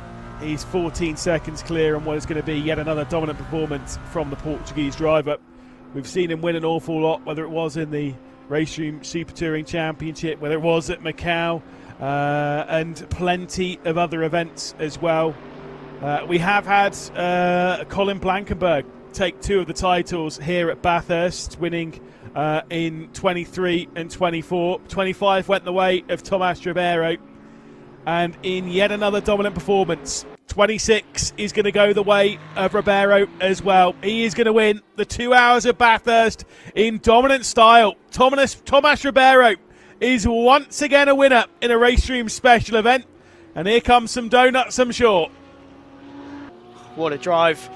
Bo Dixon, though, cannot be forgotten, overshadowed slightly by the definition of domination from Thomas Ribeiro. But Bo Dixon, again, a comfortable P2, a challenge to the titan that is Thomas as well in the early phases. Lucas Müller, on his return to the platform off the back of a very successful campaign in 2025, finishes P3. And again, you have to give the credit where credit is due in terms of the strategy. The smoke piling up on the runoff at turn number 1. Well, probably some very sweaty sim races after 2 hours up and down the mountain 60 times here at Bathurst. Indeed, big donuts coming in. Thomas Ribeiro's already done his celebration and has carried on to enjoy the lap around the mountain. Tim Roche will be the next one across the line, having got past Matej Mikiewicz late on in the race. Gontier will keep Coughlin at bay. There is Mikiewicz into, I mean, I don't know if we can give it a donut-related name without breaching any copyrights, but certainly it's making me hungry this afternoon. That's not a high bar, to be honest. True. This car's really making me hungry. Yeah, absolutely. Well, that was a nice little power slide there. Oh my word, that was lovely off the back. Some very hot tyres to do it, but 2 hours, there's the results. Indeed, the race results that see Tomas Ribeiro taking another victory here at Bathurst. The Bathurst 2 hour will go to his hand for the second consecutive year. Bo Dixon will finish in second position with Lucas Muller rounding out the podium. The fastest lap going to the hands of Bo Dixon, leading those early couple of laps of running here at Bathurst, with Rush, Mikiewicz, Gontier, Coughlin, Weiss, Spiegel and Samardzic being the top 10. Samardzic involved in a great fight to grab 10th back after being muscled out the way by Matej Mikiewicz towards the end of the opening lap. Samardzic was able to just sneak his way back into the top 10. Those finishers we'll see pop up behind, but Zach, a great race from our top contributors, from our bottom contributors, from everyone on the field. Christian Orban, the sole retiree. Yeah, I mean, to have the sole retiree be someone who left us because of a disconnect and not even of his own volition. I mean, to have the 26 people that were able to keep continuing on in the race make it to the checker flag, I think is incredibly impressive, and again speaks volumes as to the level that we have at the top flight of RaceRoom Esports. And again, Tomas Ribeiro proving that he is the cream of the crop and largely at the moment untouchable in RaceRoom ranked events. Of course, we'll be able to do it in our other RaceRoom ranked events, special events throughout the year. I'm sure we'll be having quite a few. We had Interlagos and Macau round out the year last year. I'm sure we'll be having Spa appearing a bit later on, one at the Nürburgring. We always have a little bit of a race at the Nordschleife as well. A couple of other, anything else you want to throw into the mix on those special events? What else do you want to see? I think we tick all the boxes, to be honest. Maybe a bit of a meme race would be quite good. I know that on April Fools they have the rocket-powered shopping carts, so maybe we can have a bit of a battle in those. See if Ribeiro can whip his way around a supermarket car park would be quite cool. Rocket-powered shopping carts. When you say that, it does start to sound like the predecessor to Rocket League, doesn't it? I can't remember what the name of that was. Supersonic acrobatic rocket-powered battle cars, something like that, wasn't it? It's something in that kind of. What vein. A mouthful that is. Who knows? Either way, we are all done here today. Tomas Ribeiro having won a second Bathurst race in consecutive years. An excellent drive from him in his Ferrari 296. If you've enjoyed today's racing, obviously feel free to jump on to RaceRoom, get yourselves involved, and maybe we'll see you out on circuit in the next special event. From myself, Lewis McLeod, from Zach Sweeney, for everyone here at Traction has been bringing you the broadcast, and for everyone at RaceRoom for bringing you the event, thank you so much for joining us here this evening, and we'll see you next time. Until then, though, bye-bye.